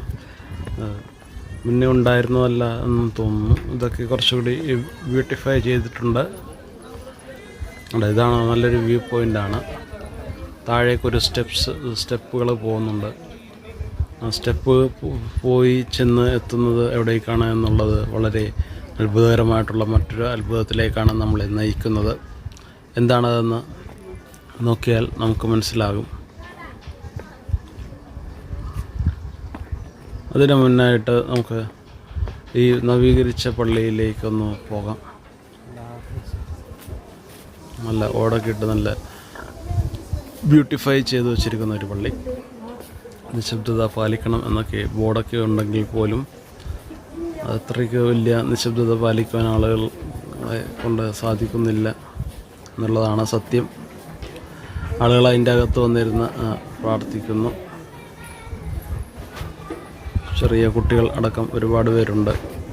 ഞാൻ എൻ്റെ ഷൂസ് ഇവിടെ വെച്ച ശേഷം അകത്ത് കയറാമെന്ന് തീരുമാനിക്കുകയാണ്. അപ്പുറമൊക്കെ ആയിട്ട് ആളുകളൊക്കെ ഇരിക്കുന്നുണ്ട്. അപ്പോൾ ഇവിടെ ഷൂ ഊരി വയ്ക്കാം. ഷൂവിൻ്റെ അവസ്ഥ കണ്ടു കഴിഞ്ഞാൽ പിന്നീട് നോക്കാം. ഇതിപ്പോൾ പള്ളിയുടെ അകത്തേക്ക് നമ്മൾ കയറിയിരിക്കുന്നു. ആളുകളൊക്കെ വന്ന് പ്രാർത്ഥിച്ച് പോകുന്ന ഒരു ദേവാലയമായി മാറിയിരിക്കുന്നതാണ്. ഇവിടെയും കുർബാനയ്ക്ക് എപ്പോഴും ഉണ്ടാവും. കുറച്ചും കൂടി അങ്ങോട്ട് പോകും തോറും ആളുകളുടെ എണ്ണം കൂടി തിക്കും തിരക്കി പള്ളിയിലേക്ക് കയറാൻ പറ്റാത്തൊരവസ്ഥയിലേക്ക് വരുന്നുണ്ട്. ഇപ്പോൾ നമ്മൾ വലിയൊരു നേരത്തെ വന്നതുകൊണ്ട് ഈസിയായിട്ട് കാര്യങ്ങളൊക്കെ എല്ലാം കാണാൻ പറ്റുന്നു. ഇതാണ് എൻ്റെ ഷൂവിൻ്റെ അവസ്ഥ. കണ്ട നിറച്ചും പൊടിയാണ്. ആ പാറകളിലൊക്കെ ഇപ്പോൾ നിറച്ച് ഇടയിലൂടെ കയറി വന്നപ്പോൾ നിറച്ചും പൊടിപടലങ്ങൾ കൊണ്ടുള്ളൊരു അവസ്ഥയായിരുന്നു. ഇനി ഇത് നേരെ ഇറങ്ങി താഴേക്ക് സൈഡിലൂടെയുള്ള ആ വഴിയിലൂടെ താഴേക്ക് പോകാം എന്ന് തീരുമാനിച്ചു.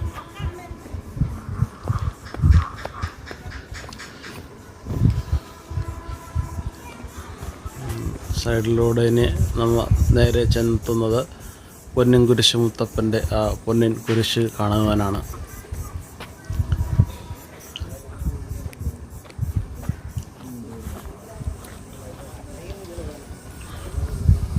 ഞാൻ സൈഡിലൂടെ പോകുന്നു.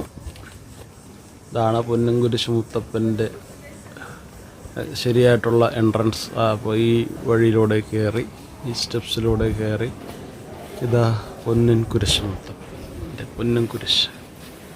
ഇതാണ് മറ്റൊരു അത്ഭുതത്തിൻ്റെ ഒരു പ്രതീകം. എന്താണ് ഈ പൊന്നിൻ കുരിശ് മുത്തപ്പൻ പൊന്നിൻ കുരിശിൻ്റെ അത്ഭുതത്തിൻ്റെ ഒരു ചരിത്രം എന്താണെന്ന് ചോദിച്ചു കഴിഞ്ഞാൽ, തോമസ് ലീഹ ഇങ്ങനെ ഇവിടെ മലമുകളിൽ വന്ന് പ്രാർത്ഥിക്കുമായിരുന്നു. അപ്പോൾ പ്രാർത്ഥിക്കുമ്പോൾ ഒരു ഒരു സ്ത്രീയൊക്കെ വന്ന് ഒരു അത്ഭുത ദേവത പോലത്തെ ഒരു സ്ത്രീ വന്ന് ഭക്ഷണമൊക്കെ നൽകുന്നതായും, പിന്നെ മുത്തപ്പന്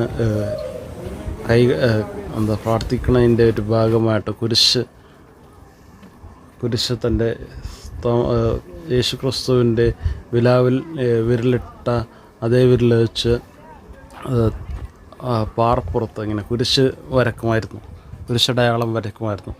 ആ വരച്ച ഭാഗത്താണ് ആ ഭാഗത്തുകൂടെയാണ് ഈ കുരിശിൻ്റെ ഒരു സാന്നിധ്യം നമ്മൾ കാണുന്നത്. ആ ഭാഗത്ത് മലവേടന്മാർ ഇത് കാണുകയും ആ ഭാഗത്ത് തങ്ങളുടെ ആയുധം കൊണ്ട് കുത്തിയപ്പോൾ അവിടെ നിന്ന് രക്തം വന്നതായിട്ടും ഈ മലവേടന്മാർ സാക്ഷ്യപ്പെടുത്തുന്നു. അപ്പോൾ അവിടെ കുരിശ് വരച്ചതിൻ്റെ ഭാഗത്ത് അവരൊരു കുരിശിൻ്റെ അടയാളം കാണുന്നുണ്ടായിരുന്നു. അപ്പോൾ ഈ അടയാളം കണ്ടത് സ്വർണത്തിൻ്റെ ഒരു രൂപത്തിലാണ്, സ്വർണ്ണ രൂപത്തിലുള്ളൊരു കുരിശാണ് കണ്ടത്. അപ്പോൾ അതുകൊണ്ടാണ് അവിടെ പൊന്നിൻ കുരിശ് എന്ന് അവിടെ ഒരു വിളക്കം കത്തിച്ച് വെച്ചിരുന്നതായിട്ടും ഒരു ചരിത്രമുണ്ട്. വിളക്കും ഇതിപ്പോൾ നമ്മൾ ഈ തോമസ് ലീഹ വന്ന് ഇവിടെ ഇരുന്ന് പ്രാർത്ഥിച്ചപ്പോൾ അദ്ദേഹത്തിന് ദാഹിച്ചു. അപ്പോൾ ദാഹിച്ചപ്പോൾ അദ്ദേഹം എന്ത് ചെയ്തതെന്ന് വെച്ച് കഴിഞ്ഞാൽ തങ്ങളെ അവിടെ വെച്ച് അദ്ദേഹത്തിൻ്റെ വിരലുപയോഗിച്ച് തട്ടിയപ്പോൾ ആ ഭാഗത്ത് നീരുറവ വന്നതായിട്ടാണ് ചരിത്രം, ഒരു ഐതിഹ്യം.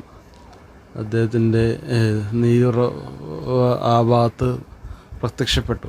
അങ്ങനെ ആ നീരുറവയാണ് ഇന്ന് കിണറായിട്ട് അങ്ങനെ രൂപകൽപ്പന ചെയ്ത് നീക്കി വച്ചിരിക്കുന്നത്. ഇവിടെ വന്ന ആളുകൾ, ലക്ഷക്കണക്കിന് ആളുകൾ, എല്ലാ ദിവസവും വരുന്ന ആളുകൾ തൊട്ടി ഉപയോഗിച്ച് വെള്ളം എടുത്ത് കുടിക്കാറുണ്ട്. പിന്നെ കുപ്പിയിലാക്കിയിട്ടൊക്കെ കൊണ്ടുപോകാറുണ്ട്. അതൊരു വ്യൂ ആണ്. അതിന് തൊട്ട് പുറകിലുള്ള വ്യൂ ആണ് ഈ കാണുന്നത്. അത് കൊക്കയാണ്, അപ്പുറം കൊക്കയാണ്. അപ്പുറത്തോട്ടക്കാനും പോയി കഴിഞ്ഞാൽ ഒരു പൊടി പോലും കിട്ടില്ല. ഇവിടെയൊക്കെ പഴയൊരു തൊട്ടിയൊക്കെ ഉണ്ട്. ഈ തൊട്ടി ഒരു ഓൾഡൻ ടൈപ്പ് തൊട്ടി. ഇനി ഇത് മാറ്റിയിട്ട് ഒരു സ്റ്റീലിൻ്റെ ഒരു തൊട്ടി വെച്ചിട്ടുണ്ട്. അതിനുള്ളിൽ ആ കിണറിൻ്റെ ഉള്ളിലേക്ക് ക്യാമറ കൊണ്ടുപോയപ്പോൾ കണ്ടത് ഇതാണ്. ഇത് എപ്പോഴും വറ്റാത്ത ഒരു നീരുറവ. ഇവിടെ ഇത്രയും 1300 അടി മുകളിലുള്ള സമുദ്രനിരപ്പിന് 1300 അടി മുകളിലുള്ള ഒരു കുന്നിൻ പുറത്താണ് ഈ നീരുറവ കാണുന്നത്. ഇതാണ് വലിയൊരു അത്ഭുതം. ഇവിടെ ഏറ്റവും താഴത്ത് കുഴിച്ചാൽ പോലും വെള്ളം കിട്ടാത്തൊരു അവസ്ഥ ഉണ്ടാകുമ്പോഴാണ് ഇത്രയും മലയുടെ മുകളിൽ ഒരു നീരുറവയും. അത് ഞാനപ്പോൾ ഒരു ഒഴിക്കുന്ന സമയത്ത് അവരുടെ ആ തൊട്ടിൽ ആളെ കൊണ്ട് തന്നെ ഒരു തൊട്ടിയെടുപ്പിക്കുകയും പുള്ളി എനിക്ക് കുറച്ച് വെള്ളം കുടിക്കാൻ തരികയും ചെയ്തു. ഞാൻ ആ വെള്ളം കുടിച്ചു. നല്ല ടേസ്റ്റുള്ളതും നല്ല ഔഷധ ഗുണമുള്ള വെള്ളവുമായിരുന്നു. നേർച്ച വെള്ളം, മുത്തപ്പൻ നമുക്കായി ഒരുക്കി തന്ന വെള്ളമായിട്ട് അത് ആളുകൾ വിശ്വസിക്കുന്നു. ആ വെള്ളം കുടിച്ച് ഒരുപാട് രോഗസൗഖ്യങ്ങളൊക്കെ, ആന്തരിക സൗഖ്യങ്ങളും ബുദ്ധിമുട്ടുകളൊക്കെ മാറിയ ഒരു ചരിത്രവും വിശ്വാസവും ഉണ്ട്. ഈ സ്റ്റെപ്പ് വഴി താഴെ ഇറങ്ങി വന്നാലാണ് ഈ കിണർ കാണാൻ പറ്റുക. അപ്പുറവും കൂടിയുണ്ട് സ്റ്റെപ്സ് ഇങ്ങോട്ടേക്ക് ഇറങ്ങി വരാൻ. ഇവിടെ സെക്യൂരിറ്റികൾ ഇടയ്ക്കൊക്കെ വന്ന് നിയന്ത്രണം ചെയ്യാറുണ്ട് ആളുകളുടെ തിരക്ക് കൂടുമ്പോൾ. ഇപ്പോൾ തിരക്കില്ലാത്തതുകൊണ്ട് അത് സെക്യൂരിറ്റീസിനെ കാണാറില്ല. ചില സമയത്തൊക്കെ അവരിവിടെ പ്രത്യക്ഷപ്പെടാറുണ്ട്. ഇപ്പോൾ അവിടെ പോയോ എന്തോ. ഇനി അതിനുശേഷം വീണ്ടും ആ സൈഡിലൂടെ നടന്ന് താഴേക്ക് ഇനി മല ഇറങ്ങാനുള്ള ഒരു സമയമായി. അപ്പോൾ ഇനി മലയിറക്കത്തിൻ്റെ ഭാഗമായിട്ട് വീണ്ടും താഴേക്ക് പോകുന്നു. ചരിത്ര ഐതിഹ്യ നിങ്ങളൊക്കെ ഒരുപാട് കേട്ടിട്ടുണ്ട്. ഇവിടെ എന്താണ് ഒരു വിളക്കുണ്ടായിരുന്നു. ഈ പൊന്നും കുരിശിൻ്റെ അടുത്തൊരു വിളക്ക് എപ്പോഴും കത്തിച്ച് വെക്കണമായിരുന്നു. ആ വിളക്ക് അണഞ്ഞു പോയി കഴിഞ്ഞാൽ ഇവിടെ വരുന്ന ആടുകൾ, വരയാടുകൾ താഴെ പോയി ആളുകളുടെ ഇടയിൽ പോയി ബഹളം ഉണ്ടാകും. കരയും കിടന്ന് ഭയങ്കരമായിട്ട് ഒച്ചപ്പാടുണ്ടാകും. അപ്പോൾ ആളുകൾ എല്ലാം അത് വിളക്കണഞ്ഞു എന്നുള്ളൊരു സൂചനയോടൊക്കെയാണ്. അപ്പോൾ ആളുകൾ മലമുകളിലേക്ക് കയറി വന്നിട്ട് ആ വിളക്ക് കത്തിക്കും. അതൊരു വിശ്വാസത്തിൻ്റെ ഒരു ഭാഗമായിട്ട് അങ്ങനെ ഉണ്ടായിരുന്നു. പിന്നെ ഇവിടെ വെച്ചാണ് തോമസ് ശ്ലീഹായുടെ ആ ഒരു മുട്ടികുത്തി പ്രാർത്ഥിക്കുകയും അദ്ദേഹത്തിൻ്റെ കാൽമുട്ടും അദ്ദേഹത്തിൻ്റെ പാദവും ഒരു അത്ഭുതകരമാം വിധം പതിഞ്ഞ ഒരു പാട് മലവേടന്മാർ കണ്ടുപിടിക്കുകയും ചെയ്തു. അപ്പോൾ ഈ മലവേടന്മാരിങ്ങനെ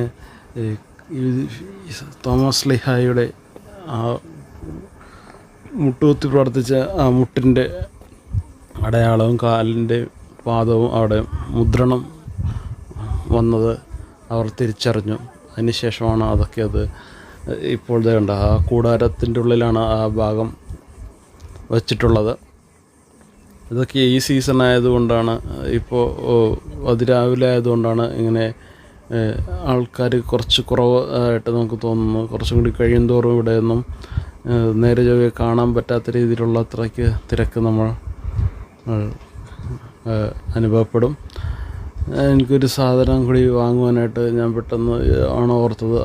അതിനായിട്ട് ഞാൻ വീണ്ടും ആ സ്റ്റെപ്സിൻ്റെ സൈഡിലൂടെ ഒന്ന് പോയിട്ട് വേഗം തിരിച്ചു വരാം, അല്ലെങ്കിൽ പിന്നീട് അങ്ങോട്ടേക്ക് വീണ്ടും കയറാൻ കുറച്ച് ബുദ്ധിമുട്ടായതുകൊണ്ടാണ് ഈ വഴി തന്നെ പോകാമെന്ന് കരുതി പോയത്.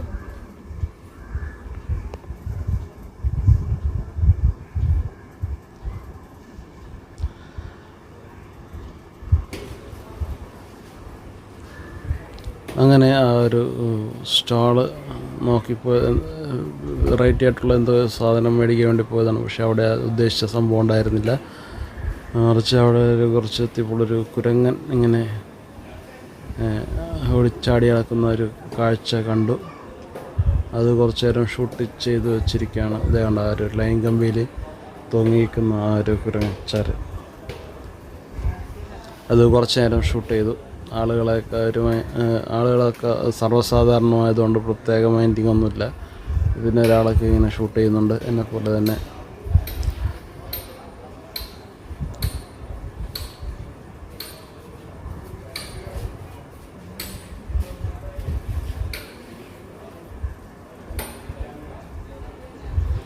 കുരങ്ങച്ചാര ഒരു മരത്തിൽ നിന്ന് അങ്ങ് അപ്പുറത്തെ മരത്തിലേക്ക് കയറി ആ സൺഷൈഡിലൂടെ അങ്ങോട്ട് കയറിപ്പോയിട്ടുണ്ട്. ഇനി വീണ്ടും ആ ഭാഗത്തേക്ക് വന്നപ്പോഴാണ് ഇവിടെയാണ് അദ്ദേഹത്തിൻ്റെ വിശുദ്ധൻ്റെ പാദമുദ്രയും മുട്ടിൻ്റെ മുദ്രണവും പതിഞ്ഞ ഭാഗം. ഇവിടേക്ക് ഇപ്പോൾ തിരക്കില്ലാത്തതുകൊണ്ട് എളുപ്പത്തിൽ കാണാൻ സാധിക്കും. അത് അതിനകത്ത് ആ കൂടാരത്തിൻ്റെ ആ ഒരു ഇതിനകത്ത് മാർക്ക് ചെയ്തിട്ടുണ്ട്, നമുക്ക് ഷൂട്ട് ചെയ്യാൻ കഴിയുന്നതാണ്. ഈ കുട്ടികൾ ഇവിടെ നിൽക്കുന്നതുകൊണ്ട് നമുക്ക് ഇറങ്ങി ഒന്ന് ഷൂട്ട് ചെയ്യാം. ഈ കാണുന്നതാണ് പാതയുടെയും കാൽമുട്ടിൻ്റെയും ആ ഒരു മുദ്രണം.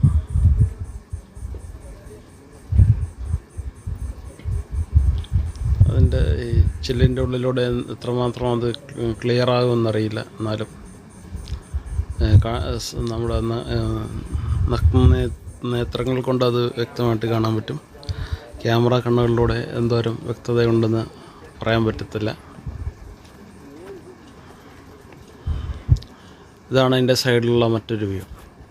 എല്ലാം ഇത് നമ്മൾ ടോപ്പിൽ നിൽക്കണോണ്ട് അപ്പുറവും ഇപ്പുറമൊക്കെ കൊടും കൊക്കകളാണ്. അങ്ങനെ സൈഡിലോട്ട് എങ്ങാനും ആളുകൾക്ക് തെന്നിപ്പോയി കഴിഞ്ഞാൽ പിന്നെ അങ്ങോട്ട് താന്ന ഏറ്റവും അടിയിലോട്ട് പോയിക്കൊണ്ടിരിക്കും.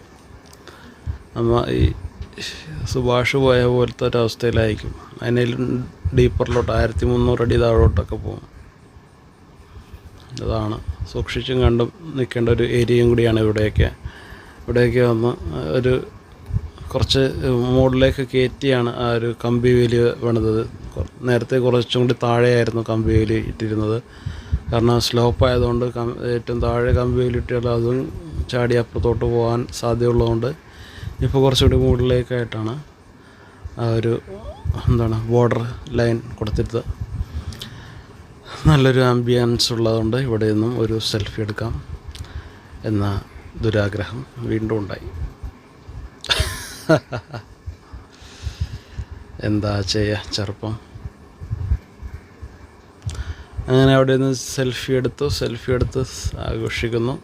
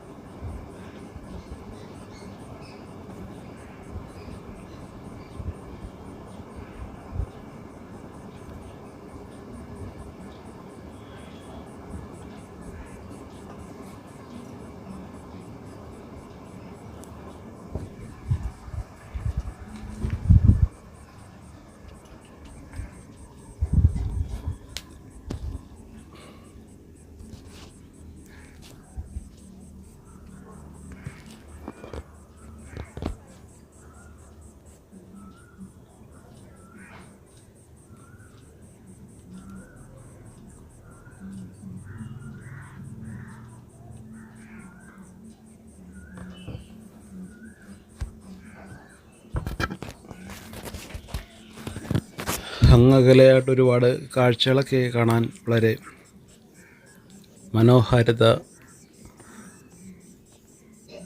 നിറഞ്ഞു തുളുമ്പുന്ന കാഴ്ചകളാണ്. അകലെ ഒരു പെരിയാറിൻ്റെ ഒരു കൈവഴി, പെരിയാർ നദിയുടെ ചില ഭാഗങ്ങൾ നമുക്ക് കാണാൻ സാധിച്ചു. ഇനിയും താഴേക്ക് ഇറങ്ങുകയാണ്. ഇത് സ്റ്റെപ്പ് കൊണ്ട് ഭയങ്കര കുത്തനെയുള്ളൊരു ഏരിയ ആയതുകൊണ്ട് ആണെന്ന് തോന്നുന്നു ഇവിടേക്ക് ഒരു സ്റ്റെപ്സ് ബിൽഡ് ചെയ്ത് വെച്ചിരിക്കുന്നത്. വളരെയധികം ഉപകാരപ്രദമാണ്. ചെറുപ്പക്കാർ മാത്രമല്ല, പ്രായമുള്ളവരും കുട്ടികളൊക്കെ വരുന്നൊരു ഏരിയ ആയതുകൊണ്ട് ഇത് നമുക്ക് വളരെയധികം പ്രയോജനം തരുന്നുണ്ട്.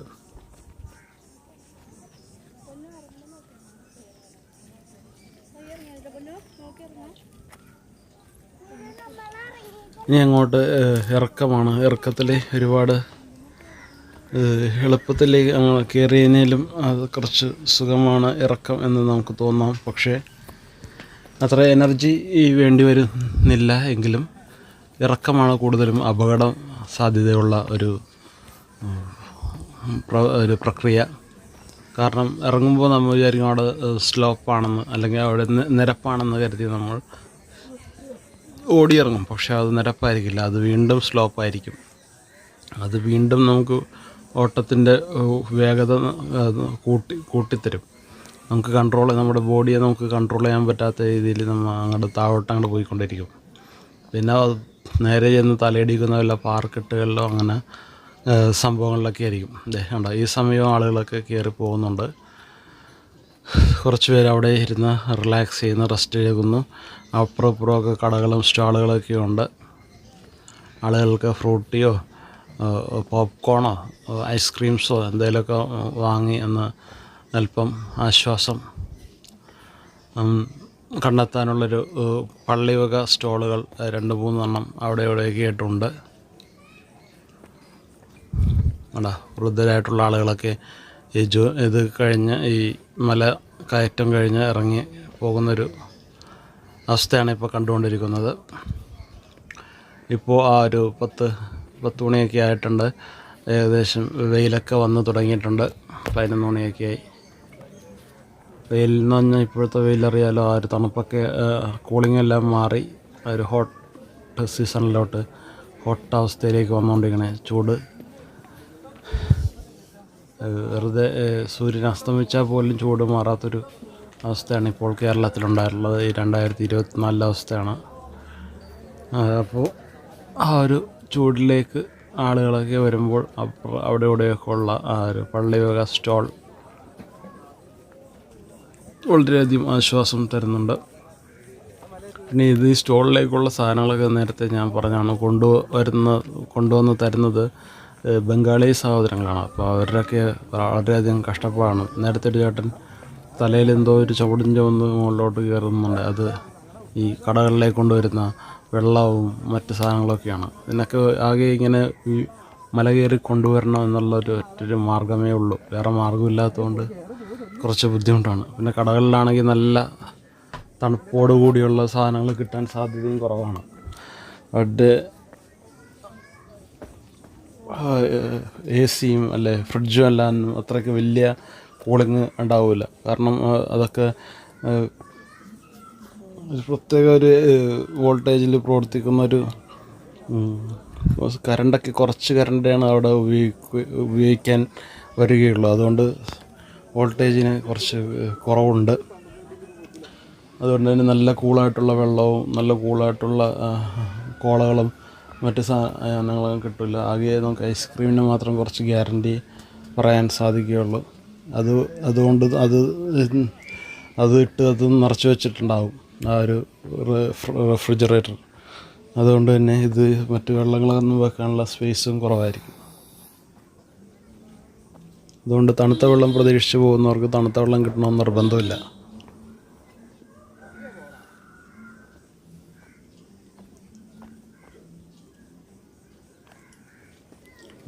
ഇന്നിപ്പോൾ മലയുടെ സൈഡ് വഴിയിലുള്ള അപ്പുറത്ത് കൊക്ക പോലെ കാട് പോലെ കാണുന്നുണ്ട്. പക്ഷേ കാടിൻ്റെ അപ്പുറം താഴോട്ടിങ്ങനെ ഇറങ്ങിപ്പോവുകയാണ്, കൊക്കയാണത്. അതുകൊണ്ട് ആ സൈഡിലൂടെയുള്ള താഴോട്ടുള്ള വഴിയിലേക്കാണ് ഇറങ്ങിപ്പോകുന്നത്.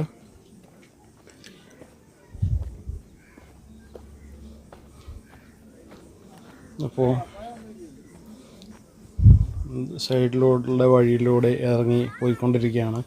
കുട്ടികളൊക്കെ അങ്ങോട്ട് ഇങ്ങോട്ട് അവരൊക്കെ എല്ലാവരും ടയേർഡായി. ഇനി കിട്ടുന്ന അവസരങ്ങളൊക്കെ ഞാനപ്പോൾ മെഴുകുതിരി കയറിയപ്പോൾ അത് ഏറ്റവും ടോപ്പിൽ കൊണ്ട് കത്തിക്കുവാൻ വേണ്ടി കുറച്ച് മെഴുകുതിരി മേടിച്ചിട്ടുണ്ടായിരുന്നു. അത് മറന്നുപോയി. അത് എവിടെയെങ്കിലും വെച്ച് അവസരം കിട്ടിയാൽ ഏതെങ്കിലും ഒരു സ്റ്റേഷൻ, ഏതെങ്കിലും ഒരു സ്ഥലം, 1-ാം സ്റ്റേഷൻ, 2-ാം സ്റ്റേഷൻ, അങ്ങനെ 14 സ്റ്റേഷനുണ്ടല്ലോ, ഏതെങ്കിലും ഒരു സ്ഥലത്തൊന്ന് വെച്ച് കത്തിക്കണമെന്നൊരു ആഗ്രഹം എനിക്കുണ്ടായിരുന്നു.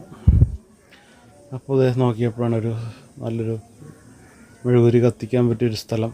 ഉടനെ തന്നെ ബാഗിൽ നിന്ന് മെഴുകുതിരി എടുത്ത് അവിടെ കൊണ്ടുപോയി കത്തിച്ചു. എന്തൊക്കെയോ മനസ്സിൽ പ്രാർത്ഥിച്ചിട്ടുണ്ട്. നടക്കുമോ എന്തോ എന്ന് പറയേണ്ട കാര്യമില്ല, തീർച്ചയായിട്ടും നടക്കും. കാരണം നമ്മൾ വന്നിരിക്കുന്നത് അത്രയ്ക്ക് മൂല്യമുള്ളൊരു സ്ഥലത്താണ്, വിശുദ്ധ തോമാ ശ്ലീഹായുടെ സ്ഥലത്താണ്. എന്തോരം നമ്മുടെ വിശ്വാസം എന്തോരം ഡീപ്പാണോ അത്രയും അത് നടക്കുവാനുള്ള സാധ്യതയും കൂടുന്നുണ്ട്. നമ്മൾ സംശയം കൂടാതെ തന്നെ വിശ്വസിക്കണം. ഒരു കടുകുമണിയോളം വിശ്വാസം ഉണ്ടെങ്കിൽ ആ മലയോട് അവിടെ നിന്ന് കടയോടെ ഉയർന്ന് സമുദ്രത്തിൽ പോയി വീഴുക എന്ന് പറഞ്ഞാൽ അത് സംഭവിക്കും. അത് സംഭവിക്കുമോ എന്ന് പിന്നെ അങ്ങനെ അത് യുക്തി കൊണ്ട് ചിന്തിച്ചാൽ അതൊന്നും സംഭവിക്കാൻ നമുക്ക് എവിടെയെങ്കിലും കേട്ടിട്ടുണ്ടോ അങ്ങനെ സംഭവിക്കുമെന്ന്? ഇങ്ങനെയൊക്കെ യുക്തി നമ്മളുടെ ഒരുപാട് കാര്യങ്ങളൊക്കെ മുന്നോട്ട് വെക്കുമ്പോൾ അതൊരിക്കലും സംഭവിക്കില്ല. നമ്മളെന്തെങ്കിലും വിശ്വസിച്ച് കഴിഞ്ഞാൽ അതിൽ യുക്തി വന്ന് ഓരോ സംശയങ്ങളൊക്കെ ഉന്നയിക്കുമ്പോൾ അതിൽ സംശയങ്ങൾ വരുന്നു. അത് നമ്മുടെ വിശ്വാസം ഇല്ലാണ്ടാകുന്നു, പതറിപ്പോകുന്നു. എന്താണ് ഇവിടെ പാറപ്പുറത്ത് വീണ വിത്തിൻ്റെ ഒരവസ്ഥ ആകും. അത് വെയിലടിക്കുമ്പോൾ തന്നെ, അല്ലെങ്കിൽ മുൾച്ചെടികൾക്കിടയിലുള്ള ഇടയിൽ വീണ വിത്തിൻ്റെ അവസ്ഥ, അത് ലോകത്തിൻ്റെ ഒരു ആസക്തി പ്രവണതകൾ വന്ന് ഞെരുക്കുമ്പോൾ അത് ഇല്ലാതാകുന്നതുപോലെ തന്നെയാണ് നമ്മുടെ വിശ്വാസം എന്തോരം ഡീപ്പാണോ അത്രയും ആ ഒരു കാര്യം ഫലിക്കും, ആ ഒരു കാര്യം നിർവഹിക്കപ്പെടും എന്നുള്ളതാണ് അതിൻ്റെ ഒരു ശാസ്ത്രം. അപ്പോൾ വിശ്വാസം ആളുകളുടെ ഇടയിൽ ചെറിയ പണ്ട് മുതലേ ആളുകളുടെ ഇടയിൽ ചെറിയ വിശ്വാസങ്ങളൊക്കെ ഉണ്ടായിരുന്നു. ആ വിശ്വാസത്തിൻ്റെ പുറത്താണ് അവർ ഓരോ കാര്യങ്ങളും ചെയ്തു വച്ചിരിക്കുന്നത്. അങ്ങനെയുള്ള വിശ്വാസത്തിൻ്റെ ഒരു ഒഴുക്കാണ് ആളുകളെ ഇന്ന് ഇവിടെ കാലങ്ങളായിട്ട് മാറിക്കൊണ്ടിരുന്ന കൊച്ചു വിശ്വാസത്തിൽ പൊന്നിൻ കുരിശ് മുത്തപ്പനോടുള്ള വിശ്വാസം, മുത്തപ്പൻ വൃദ്ധവേഷത്തിൽ വരുന്ന പ്രത്യക്ഷപ്പെടുന്ന ആളുകൾക്ക് സൗഖ്യം തരുന്നു എന്നുള്ള ആ ഒരു വിശ്വാസമൊക്കെ അവരുടെ ഇടയിലുണ്ട്. അപ്പോൾ വിശ്വാസങ്ങൾ അതിനെ നമ്മൾ ബഹുമാനിക്കാൻ പഠിക്കണം. വന്നിച്ചില്ലെങ്കിലും നിന്ദിക്കരുത് എന്നാണ് നമ്മൾ പറയുന്നത്. അപ്പോൾ ഒരിക്കലും വിശ്വാസങ്ങളെ നിന്ദിക്കരുത്. അതൊക്കെ ഒരു മണ്ടത്തരമാണ്. അല്ലെങ്കിൽ എന്തെങ്കിലും വികാരങ്ങളെ അടക്കാൻ മനുഷ്യൻ കണ്ടുപിടിച്ച മാർഗം എന്നല്ലേ അങ്ങനെ കുറേ ഒരു കമ്മ്യൂണിസ്റ്റുകാരുടെ കുറേ കാര്യങ്ങളുണ്ട്. പിന്നെ യുക്തിവാദികൾ ഉന്നയിക്കുന്ന കുറേ കാര്യങ്ങളുണ്ട്. അപ്പോൾ ഇതൊക്കെ പൈസ ഇല്ലാത്തവൻ്റെ ഒരു പരിപാടിയാണ്, ദരിദ്രൻ്റെ ഒരു അവസ്ഥയാണ് വിശ്വാസം കൂട്ടിവെക്കുന്നതെന്നൊക്കെ എനിക്ക് പറയുന്ന ഒരുപാട് ആളുകളുണ്ട്. പക്ഷേ അതൊന്നുമല്ല. വിശ്വാസത്തിൻ്റെ പാതയിലൂടെ സഞ്ചരിച്ചാൽ, വിശ്വാസത്തിൻ്റെ രീതിയിലൂടെ മുന്നോട്ട് പോയി കഴിഞ്ഞാൽ യുക്തിക്ക് നിരക്കാത്ത ഒരുപാട് കാര്യങ്ങൾ കാണുകയും യുക്തിക്ക് നിരക്കാത്ത ഒരുപാട് കാര്യങ്ങൾ അനുഭവിക്കുകയും ചെയ്യും.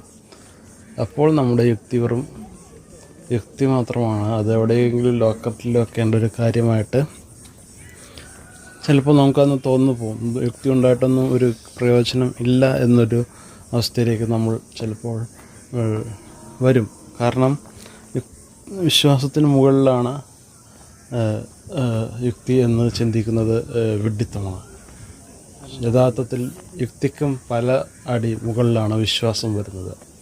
കാരണം യുക്തി കൊണ്ട് ഒരു ആൾ രക്ഷിക്കപ്പെട്ടു എന്ന് നമുക്ക് പറയാൻ സാധിക്കില്ല. വിശ്വാസം കൊണ്ട് മാത്രമാണ് ആളുകൾ രക്ഷിക്കപ്പെടുന്നത്. ഇന്നും പല തലമുറകളായിട്ട് മനുഷ്യന്മാർ ജീവിച്ചു പോകുന്നതും അവർക്ക് എന്തെങ്കിലും ഒരു വിശ്വാസം ഉള്ളതുകൊണ്ടാണ്.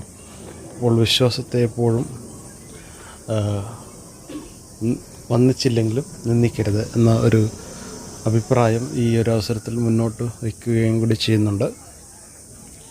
അങ്ങനെ വീണ്ടും ബാലൻസ് വന്ന് തിരികളും കത്തിക്കുക എന്നൊരു ഉദ്ദേശത്തോടു കൂടി വീണ്ടും വന്നു. വീണ്ടും അടുത്തൊരു സ്റ്റേഷൻ തിരി കത്തിക്കുന്നൊരു ഭാഗം കണ്ടു. തിരികൾ കത്തിച്ച് അത് വെച്ച ഉടനെ തന്നെ കാറ്റും വന്ന് തിരി മറിഞ്ഞു പോകുന്നൊരു അവസ്ഥയും ഉള്ളതുകൊണ്ട് അവിടെ കുത്തി നിർത്താനുള്ള ഒരു ഹോളൊക്കെ ഉണ്ട്, അത് നമുക്ക് ഇല്ലാണ്ടായിപ്പോയി. പെട്ടെന്ന് വെക്കുന്നു, അപ്പോൾ തന്നെ വീഴുന്നു, പെട്ടെന്ന് വെക്കുന്നു, വീഴുന്നു. ചില ആളുകൾ വെച്ച ഉടനെ തന്നെ എടുത്ത് ഊതിക്കളഞ്ഞ് വേറെ തൊട്ടപ്പുറത്തുള്ള ഒരു ചാക്കിലേക്ക് തിരികളൊക്കെ നിറച്ച് വെക്കുന്നു. കാരണം എന്താണെന്ന് വെച്ചാൽ ഈ തിരിയെല്ലാം കൂട്ടി ഒരുമിച്ച് കത്തി വലിയൊരു തീ പടർച്ച ഇല്ലാതിരിക്കാൻ നോക്കേണ്ടതും ഈ സെക്യൂരിറ്റി ഗാർഡുകളുടെ ആവശ്യമാണ്. അപ്പോൾ തിരി കുത്തി വെച്ച ഉടനെ തന്നെ അവർ ഊതിക്കളത്തിയിട്ട് ഉടനെ അതെടുത്ത് ചാക്കിലിടുന്ന ഒരു ഇത് കണ്ടിട്ടുണ്ടായിരുന്നു. പിന്നെ ഇത് തിരിയെല്ലാം കൂടി കത്തി അത് അതിൻ്റെ ഒരു മെഴുക് ഒഴുകി താഴോട്ടേക്ക്, വെള്ളം ഒഴുകി താഴോട്ടേക്ക് വരുന്ന പോലെ മെഴുകൊഴുകി താഴേക്ക് കുറേ ഭാഗം അങ്ങനെയും കിടപ്പുണ്ടായിരുന്നു. അപ്പോൾ ഇതൊക്കെ ഭയങ്കര ഡേഞ്ചറസ് ആയിട്ടുള്ള കാര്യങ്ങൾ. ഇവിടെ ഒരു ഗാർഡിനെ വെച്ചിരിക്കുന്നത് വളരെയധികം ഉത്തമമായിട്ടുള്ള ഒരു കാര്യം കൂടിയാണ്. ഓരോ സ്റ്റേഷനിലും ചെല്ലുമ്പോഴും തിരികളിലേക്ക് ഭാഗത്തുമ്പോഴേക്കും അവിടെയൊക്കെ ഓരോ ഗാർഡ് ഇരിക്കുന്നത് കാണാൻ പറ്റും.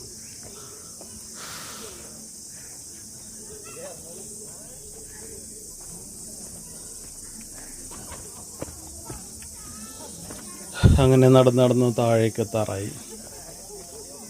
അതിൻ്റെ സൈഡ് വഴിയിലൂടെ നടക്കുമ്പോൾ വലിയ പ്രശ്നങ്ങളൊന്നുമില്ലാതെ വലിയ പാറക്കെട്ടുകളൊന്നും ഇല്ലാത്തൊരു ഏരിയയാണ്. അപ്പോൾ ആ സൈഡിലൂടെ നടന്ന് മുകളിലേക്ക് കയറാം എന്നുള്ളൊരു തീരുമാനത്തിൽ എത്തുകയുമായിരുന്നു.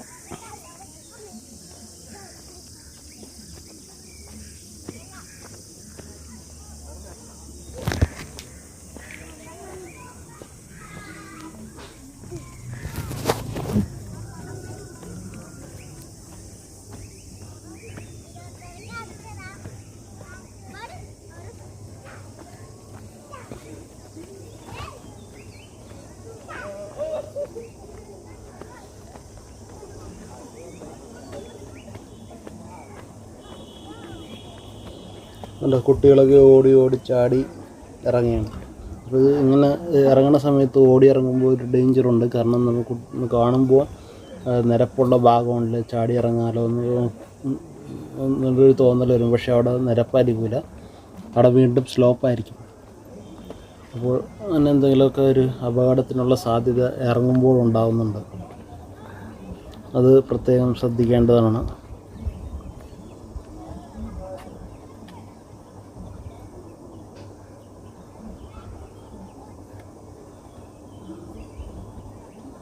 ബാലൻസുള്ള തിരികളും കൂടി അങ്ങനെ ഓരോ സ്ഥലത്ത് ഇട്ട് കത്തിച്ച് വെക്കുകയാണ്. ഇവിടെയാണ് തിരി കുത്തി വെക്കാനുള്ള ഒരു ചെറിയ ഹോള് ഉള്ളതുകൊണ്ട് അത് വെച്ചിട്ട് പോയാൽ മതി, മറിഞ്ഞു വീഴില്ല. കാരണം ആ ഒരു ഹോളിൽ വെച്ചാൽ മതി. നേരത്തെ മുകളിലുള്ളതിൽ ആ ഹോളൊക്കെ അടഞ്ഞു വരുന്നു.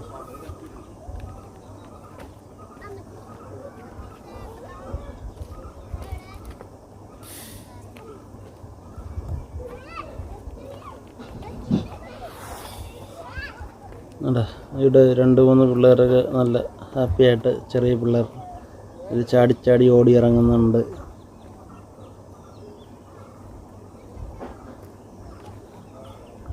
കാരണം കുട്ടികളുടെ പേരൻസ് പുറകിലായിരിക്കും വരുന്നത്, അവർ നേരത്തെ ഇറങ്ങും. അപ്പോൾ ഇവരുടെ കൺട്രോൾ ചെയ്യാൻ പറ്റില്ല, ഇറങ്ങരുതെന്ന് പറഞ്ഞാലും പിള്ളേർ ഓടി ഇറങ്ങും.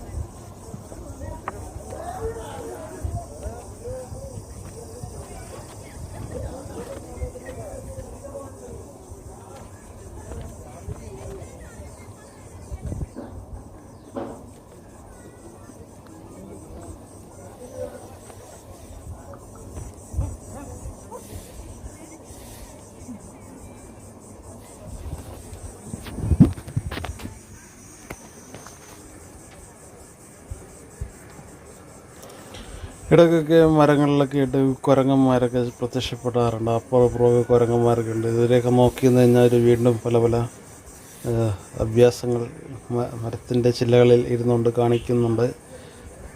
അപ്പോൾ ചിലവരൊക്കെ ശാന്തരായിട്ടിരിക്കുന്ന കുരങ്ങച്ചന്മാരാണ്. വേറെ ചിലതൊക്കെ ഇങ്ങനെ അങ്ങോട്ടും ഇങ്ങോട്ടും ചാടി ചാടി കുറേ നമ്പറുകളൊക്കെ ഇറക്കുന്ന കുരങ്ങച്ചന്മാരുടെ എണ്ണം കൂടുതലാണ്. ഇതൊക്കെ കണ്ടുകൊണ്ടിരിക്കുന്നത് നല്ലൊരു കാര്യം കൂടിയാണ്. അപ്പോൾ ആളുകൾക്ക് ഇത് കുട്ടികളുടെ അടുത്തോട്ട് ഓടി വരുന്നൊരു കുരങ്ങച്ചനെ കാണാൻ പറ്റും. കുറച്ച് നേരം അവിടെ നിന്ന് അത് ഷൂട്ട് ചെയ്യാമെന്ന് കരുതി.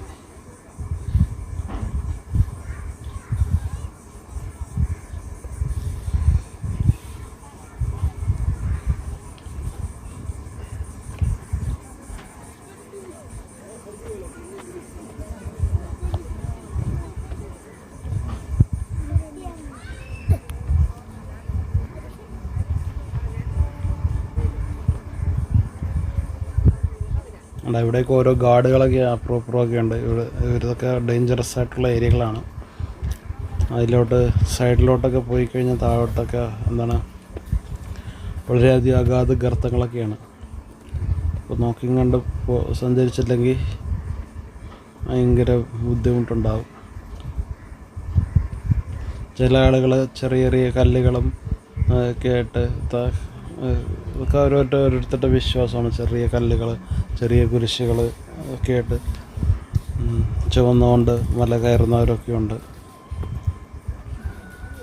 കുട്ടികളെ എടുത്ത് തോളെ വെച്ചുകൊണ്ട് മല കയറുന്നവരുണ്ട്. അങ്ങനെ ഒരുപാട് ടൈപ്പ്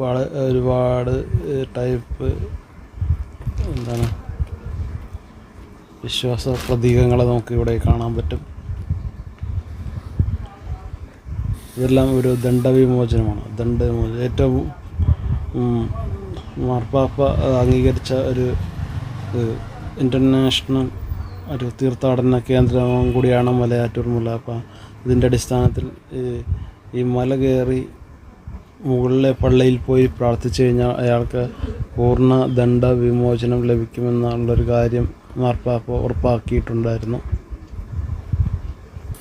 അപ്പോൾ ആളുകൾ അങ്ങനെ മല കയറി ആ പള്ളിയുടെ മുകളിൽ പോയി പ്രാർത്ഥിക്കുന്ന ഒരു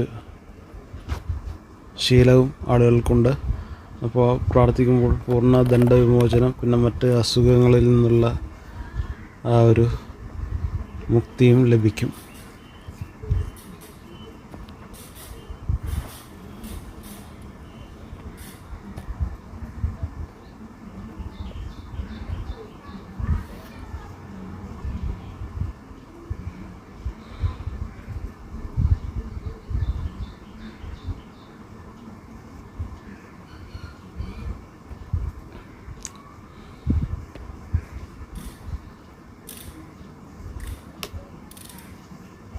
തോമസ് ലീഹ മൈലാപ്പൂരിൽ വെച്ചാണ് വധിക്കപ്പെടുന്നതെങ്കിലും കേരളത്തിൽ വന്നതിൻ്റെ ഒരു സത്യ ചരിത്രമാണ്. അത് ചരിത്രത്തിലുള്ളതും കൂടിയാണ്. കേരളത്തിൽ വന്നിട്ടുണ്ട്, ഭാരതത്തിൽ വന്നിട്ടുണ്ട് എന്നുള്ളതും. അതുകൊണ്ട് തന്നെയാണ് ഒരുപാട് പേര് ക്രിസ്ത്യാനി കേരളത്തിൽ അറിയപ്പെടാനുള്ള ഒരു കാരണക്കാരൻ തോമസ് ലീഹയാണ്. തോമസ് ലീഹ നേരിട്ട് മുക്കിയ ആൾക്കാരൊക്കെ ഉള്ള ഒരു നാട് കൂടിയാണ് കേരളം. സ്നാനപ്പെടുത്തിയ ആളുകളൊക്കെ ഉള്ള ഒരു നാടും കൂടിയാണ് നമ്മുടെ ഈ കേരളം എന്ന് പറയുന്നത്.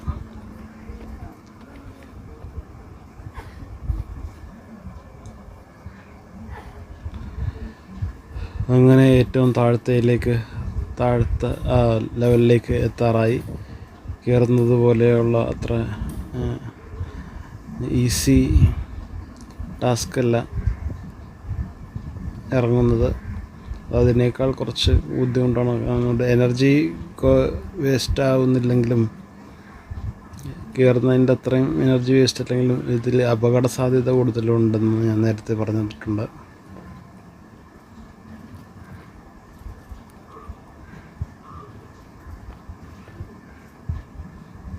കാരണം ഓരോ സ്റ്റെപ്സും വെക്കുമ്പോൾ തെന്നിപ്പോയി കഴിഞ്ഞാൽ നേരെ വീഴുക മാത്രമല്ല, ചിലപ്പോൾ അവിടെ നിന്നും താഴോട്ട് വീഴും. അങ്ങനെ പോയിക്കൊണ്ടിരിക്കും. അപ്പോൾ സൂക്ഷിക്കണം. സൂക്ഷിച്ചാൽ കുഴപ്പമൊന്നുമില്ല. ഇപ്പോൾ അന്ന് ഒരു ലാഘവത്തോടുകൂടി ഇറങ്ങുമ്പോഴാണ് ഈ പ്രശ്നങ്ങളൊക്കെ വരുന്നത്. ഓടിച്ചാടി കളിച്ച് രസിച്ചൊക്കെ ഇറങ്ങാൻ നിൽക്കരുത്, സൂക്ഷിച്ചിറങ്ങുക.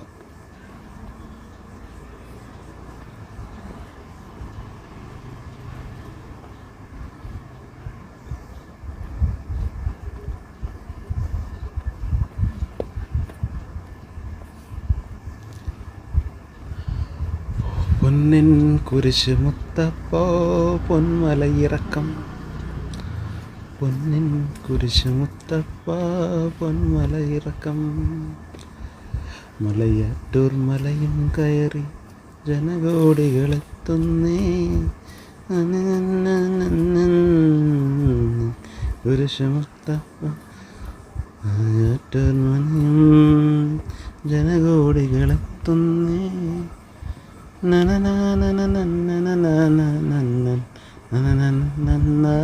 പൊന്നിൻ കുരിശ് മുത്തപ്പ പൊന്മലകയറ്റം, പൊന്നിൻ കുരിശ് മുത്തപ്പോ പൊന്മലകയറ്റം, പൊന്നിൻ കുരിശ് മുത്തപ്പോ പൊന്മലയിറക്കം, പൊന്നിൻ കുരിശ് മുത്തപ്പോ പൊന്മലയിറക്കം,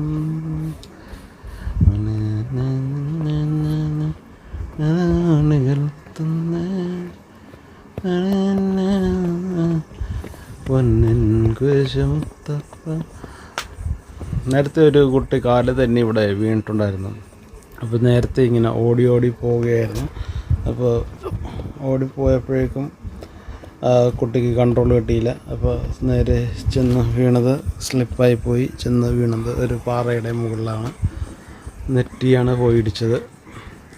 അപ്പോൾ ചെറുതായിട്ട് ആ നെറ്റി മുറിഞ്ഞിട്ടുണ്ടായിരുന്നു. നെറ്റി മുറിഞ്ഞ് കുട്ടിയുടെ നെറ്റിയിൽ നിന്ന് ചോരയൊക്കെ വന്നു. ആളുകളൊക്കെ അത് കുറച്ച് നേരം വെള്ളമൊക്കെ കൊടുത്ത്,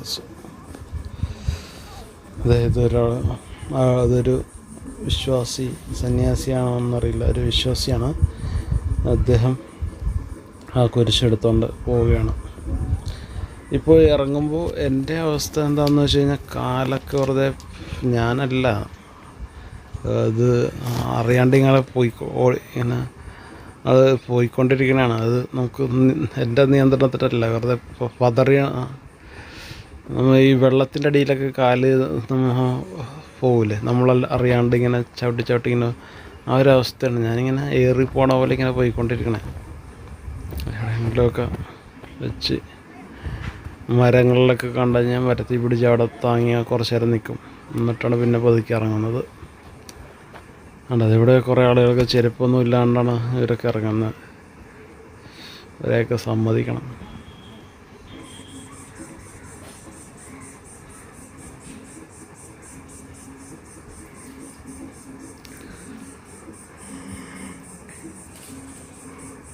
ഇവിടെ ഞാൻ കുറച്ച് നേരം ഇരുന്നപ്പോഴാണ് ഇത് വേറെ ടീം കുരിശെടുത്തോണ്ട് കയറുന്നത്. ഓരോ ടീമും അങ്ങനെ ഓരോ കുരിശൊക്കെ ആയിട്ട് ഇങ്ങനെ കയറി പോകുന്നുണ്ട്. അവിടെ കുറച്ച് നേരം ഇരുന്ന് റിലാക്സ് ചെയ്ത് അതിന് ശേഷം ഇറങ്ങാം എന്ന് തീരുമാനിച്ചു.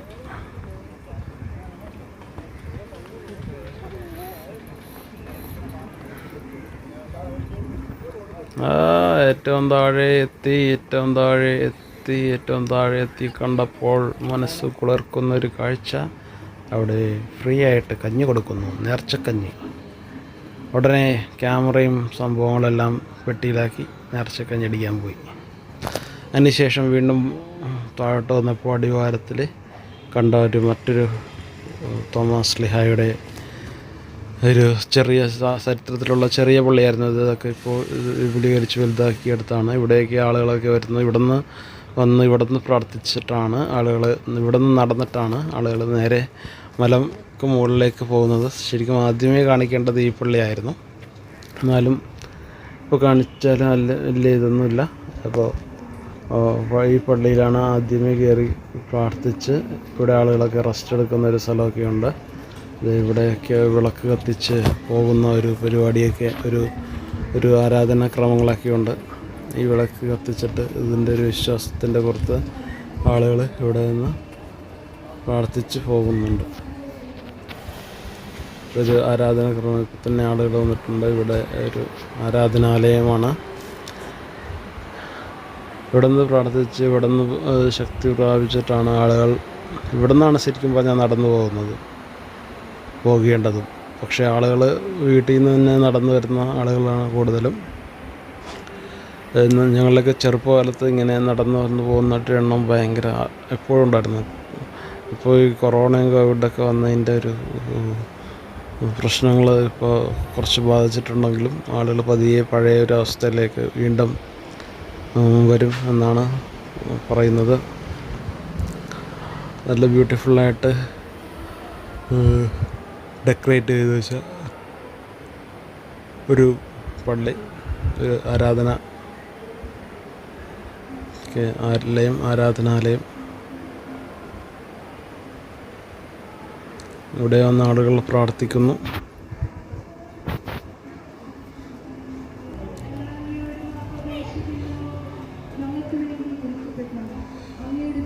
അതിനുശേഷം ഇവിടെയൊക്കെ വന്ന ആളുകൾക്ക് സൈഡിൽ ഇപ്പുറത്തൊരു ഹോളുണ്ട്, അവിടെയാണ് ആളുകൾ ഇത് റെസ്റ്റ് എടുക്കുന്നത്. അതിനുശേഷം ഈ വലിയൊരു പള്ളിയുടെ അകത്തേക്ക് കയറുന്നു. ഇത് പള്ളിയുടെ ആ ഒരു കൺസ്ട്രക്ഷനൊക്കെ ഒരു ഗ്രീക്ക് മോഡലിലുള്ളൊരു ആൾത്താരെയും ഒരു പടങ്ങളൊക്കെയാണ് അകത്ത് വച്ചിരിക്കുന്നത്.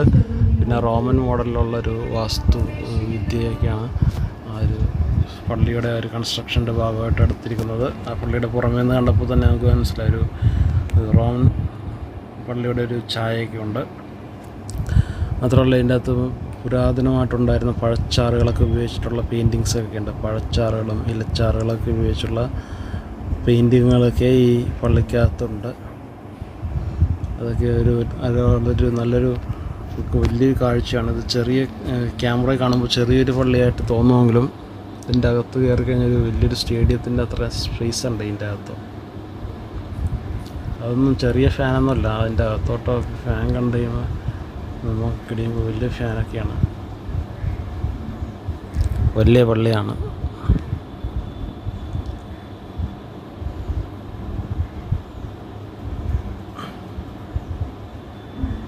ഇവിടെ നിന്ന് പ്രാർത്ഥിച്ചിട്ടാണ് ആളുകളെല്ലാവരും അടുത്ത നേരെ കുരിശുമുടിയിലേക്ക് മല കയറാനായിട്ട് നടന്നു പോകുന്നത്.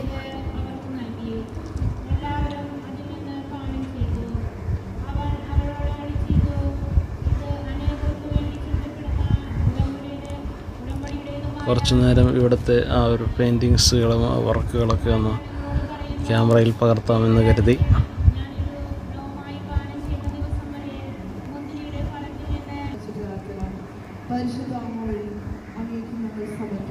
അതിനുശേഷം പള്ളിയുടെ തൊട്ടരികത്ത് ഇവിടെ ഒഴുകുന്ന പെരിയാറിൻ്റെ ഒരു ഭാഗമുണ്ട്. പള്ളിയിലേക്ക് വെളിയിലേക്ക് ഇറങ്ങി പെരിയാറിലേക്ക് പോകുന്ന ഒരു കവാടം നമുക്ക് അതിന് ശേഷം കാണാൻ സാധിക്കും.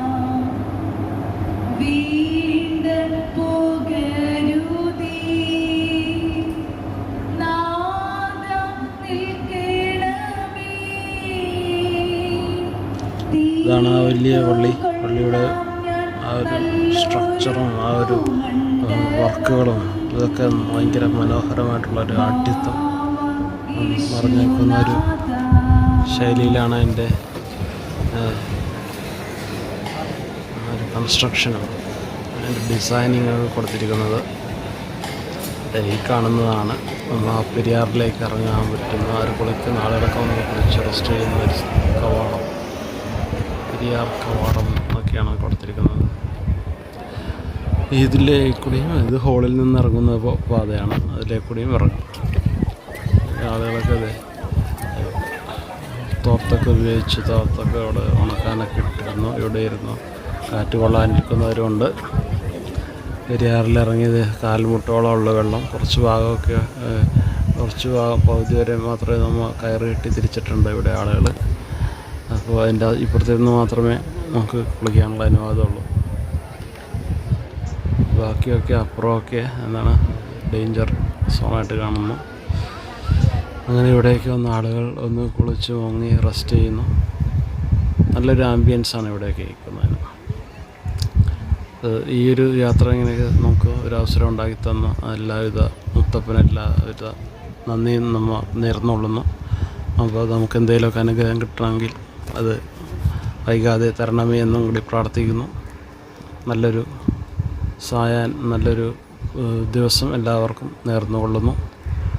ഈ കാഴ്ചകളും നദികളും നമ്മളെ എല്ലാവരെയും ഈ പള്ളിയും കുരിശുമുടിയും മുത്തപ്പനും ഇതിലേക്ക് നമ്മൾ എല്ലാവരെയും വീണ്ടും ഇങ്ങോട്ടേക്ക് വരുവാനുള്ളൊരു പ്രചോദനം ഉണ്ടാകട്ടെ എന്നും കൂടി ആശംസിക്കുന്നു.